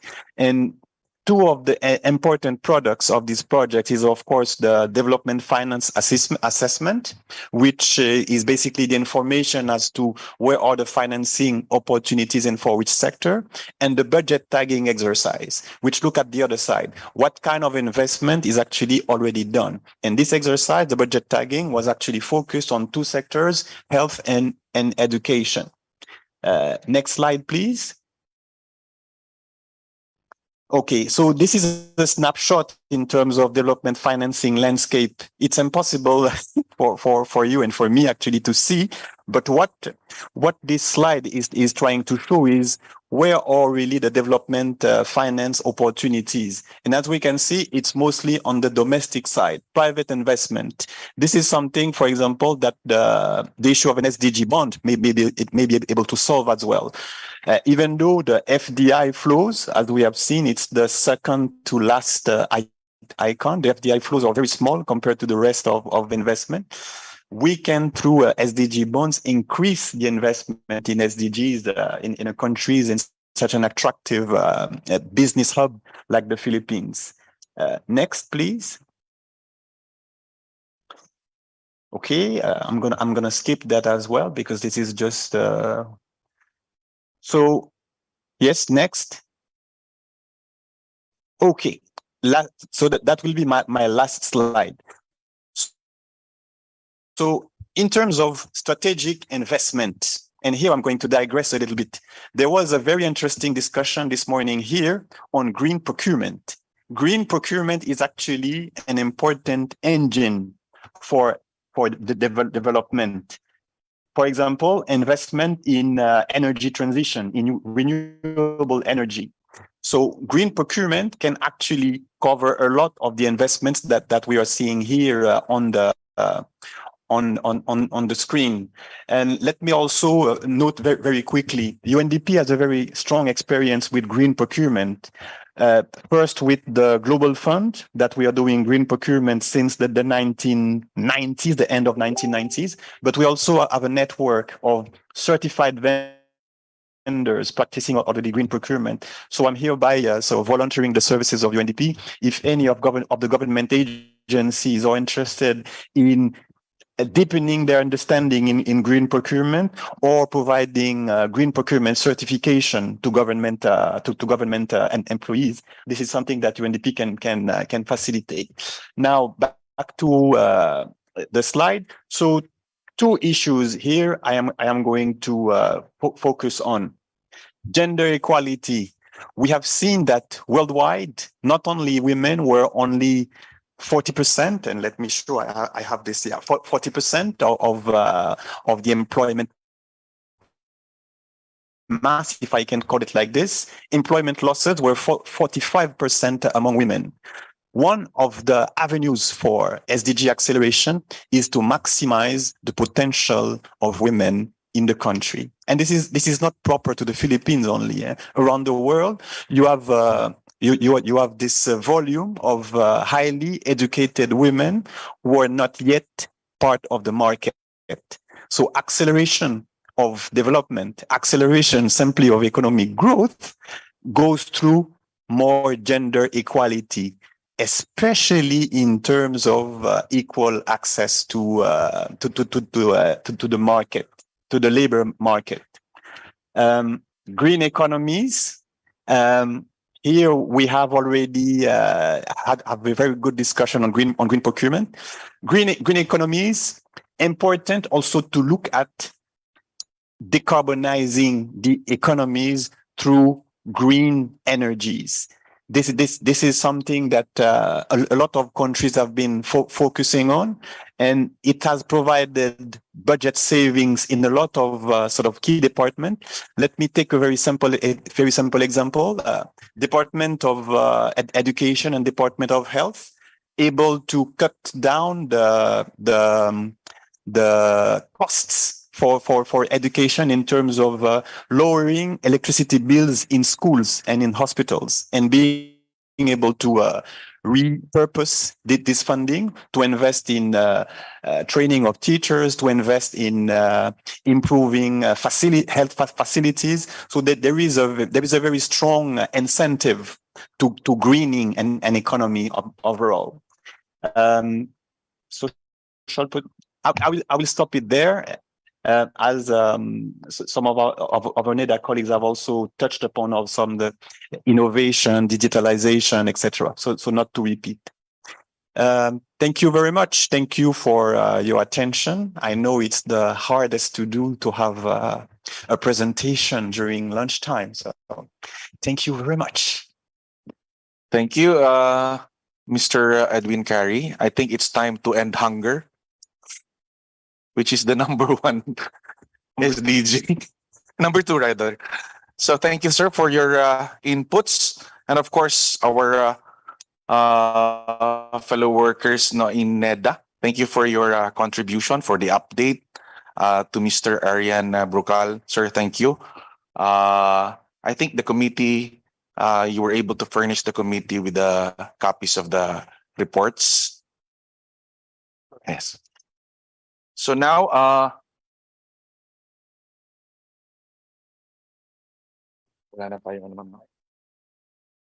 so I think we have already covered all the matters that needed to be discussed in this committee. And are there any items that we need to discuss? Our members on Zoom. Mr. Chair? Ito na naman. Okay. Okay. Representative Horibata. Okay. So first, we'd like to thank all the members and guests for their active participation in today's committee meeting. As presented by our guests from NEDA and UNDP, the fight to realize the SDGs by the World Committee is facing daunting challenges due to the COVID-19 pandemic and its consequent impact on world economies, peace and security due to wars among countries, climate change, and environmental degradation. Nonetheless, the creativity and persistence of our government, civil society organizations, the private sector, the academe, the youth, and other development workers give hope that while we may not achieve the SDGs as targeted by 2030, hope we can still achieve, right? The fight will continue to move forward towards the achievement of these goals. We can change the ending. Each of us do have an impact. Let us embrace the SDGs as our way of life. Thank you very much, and may God bless us all. Mr. Chair? See the Christian Yap and Grace. He might want to say something. We would like to recognize Representative Christian Yap. Hello, yes, Mr. Chair. Thank you for recognizing me. Can I be heard? Go ahead. Okay, yes, I've been quietly listening to our committee hearing regarding the green procurement and now the SDG goals. So, well, anyways, I want to give some insights and manifestations regarding the presentation and SDGs regarding since NEDA is here, I have some concerns lang regarding certain policies for economic growth, since based on the report, one of their indicators that we are kind of low on is job generation, empowerment, human development, and I think foreign direct investments. And previously, in the previous administration, I was a mayor of a municipality, and one of the demands on me is to create opportunities, create work, and it was very difficult on my end. It was my work to bring in foreign direct investments, bring in investors. I think one of the demands was creating eco zones, and it was the policies on government right now are not pro industrialization, pro job generation. And I've been working on, creating opportunities, focusing on eco zone development. It's taken me 2.5, 3 years working on something that can create jobs for my district. So hopefully, NEDA can also assess why it is this difficult to help develop, bring in foreign direct investments because of the numerous requirements that is demanded upon us. I mean, I was in Singapore recently, and they only talk with one government. They only have one central government. But here we have to go through barangay, municipality, provincial government, regional government, national government, and it takes months every time you're passing requirements. So much redundancies. So hopefully, I think this can help by helping manipulating the policies or adjusting the policies so we can bring in more more foreign direct investments. Since this is one of the big demands of our one of the big priorities of President BBM and its SONA is economic recovery and hitting higher GDP growth. So that's it. Thank you, Mr. Chair, and hopefully they can reply. Thank you, Congressman Yap. Maybe we can have a reply from our colleagues from the NEDA. ASEC Sarah. Thank you. Thank you very much, Mr. Chair. Your Honor, for your observations. And we are fully in agreement regarding this, so much so that the PDP, Philippine Development Plan formulation, really focuses on making this economic environment of ours conducive, attractive to investments, both foreign and domestic investments, private investments that will drive the economic transformation that we're targeting at the end of this current administration's watch. So, you mentioned what are the factors. So one big factor that has been coming up is the cost of energy here in the Philippines, electricity and all. It's hard to bring in investors, manufacturing firms, if the cost of electricity is high, right? And the interconnectivity is low, and there's also the cost of it is high. So that's one. There's also the general ease of just doing business here. And so as we said, the Philippine Development Plan, we are well aware of these problems, and the Philippine Development Plan will address these. Thank you. Thank you, ASEC Saralyn. Thank you. Before we adjourn, question. Okay. Yeah. One follow-up, sir. Yeah. Also, I think one thing you should also look at, NEDA, is do you know that you have a policy? The government has a policy now that if you want to industrialize and bring in investors, for example, you have a plot of land, you have to pay a certain X amount to declare it industrial.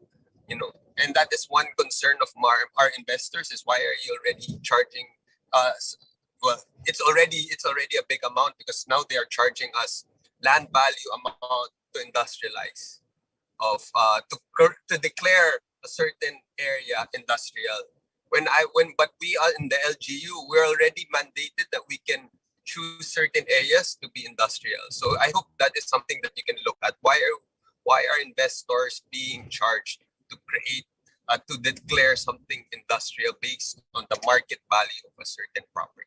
And that is another loophole, another step, or another huge cost that investors are kind of complaining about. Thank you, Kong Yap. Would like to request NEDA to look into the concerns mentioned by Representative Yap. I think those are valid concerns. Kong Yap, do you still have any additional? That's okay. Thank you, Mr. Chair. So hopefully, NEDA can also help us with making it easing the transition of our foreign direct investments into our country. Thank you, Kong Yap. There's another member who would like to raise some question. We'd like to recognize Congresswoman Maria Angela Garcia. Thank you very much, Mr. Chair. I'm sorry I can't switch on my video due to very low bandwidth, but I would like to inquire with NEDA.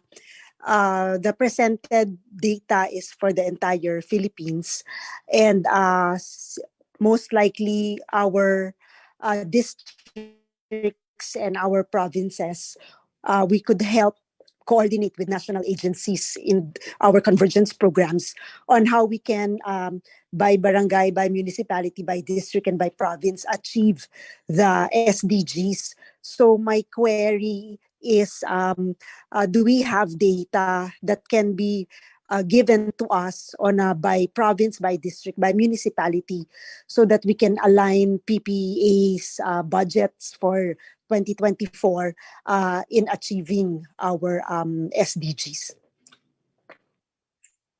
Thank you, Congresswoman. We'd like to ask our friends from NEDA.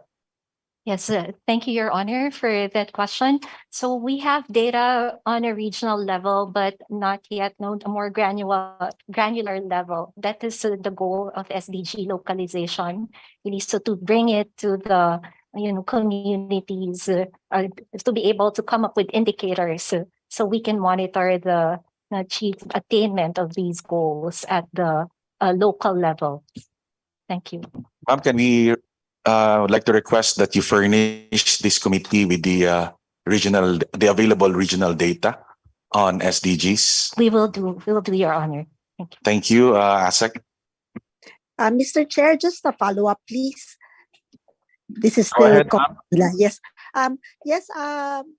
For NEDA, so for the granularization of data gathering and data analysis, who would be in charge in all this data collection? Is there a particular national agency, or will it be segregated among the national agencies, or is this under PSA or CBMS? Your Honor, we believe it should be under PSA, under the community-based monitoring system. So we mentioned earlier in the presentation, the goal here is to come up with indicators, SEG indicators at a granular level, even household level. So here we are banking on the PSA. Okay. So our province, the Bataan, our governor is really pushing each municipality to implement the CBMS. So hopefully, because without data, it would be very difficult to come up with good policies and budget planning. It's really a tool for budget planning and programs and activities. So if we are banking on CBMS, that means it's localized and not a national level data gathering. Yes, Your Honor. And we also enjoin you to coordinate with the Special Regional Committee on SDGs on programs and projects that can be implemented, SDG-related programs and projects that can be implemented at your locality. Thank you. Ma'am, this is under NEDA, the regional SDGs. NEDA is the secretariat, Your Honor. It's under DBCC. Sorry, RDC, the Regional Development Council. So it's under RDC. Okay. Yes, all right. Yes, Your Honor. Thank you very much, Chair. Thank you very much. I'm sorry to consume our move to end hunger. Thank you. Thank you, Congresswoman Garcia.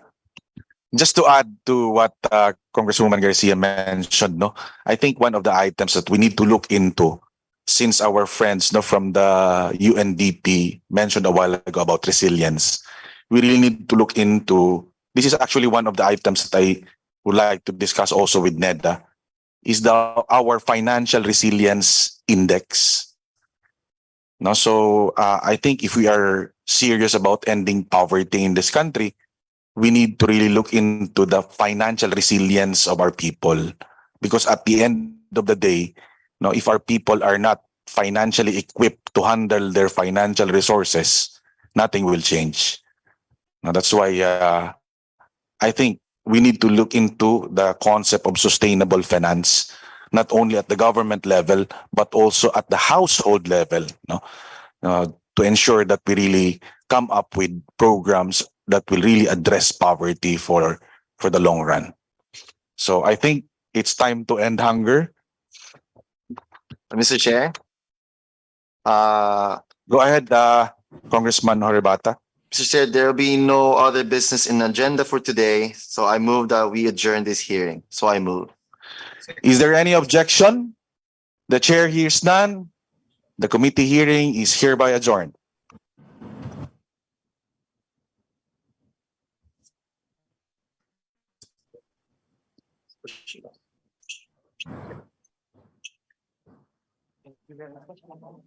Thank you very much.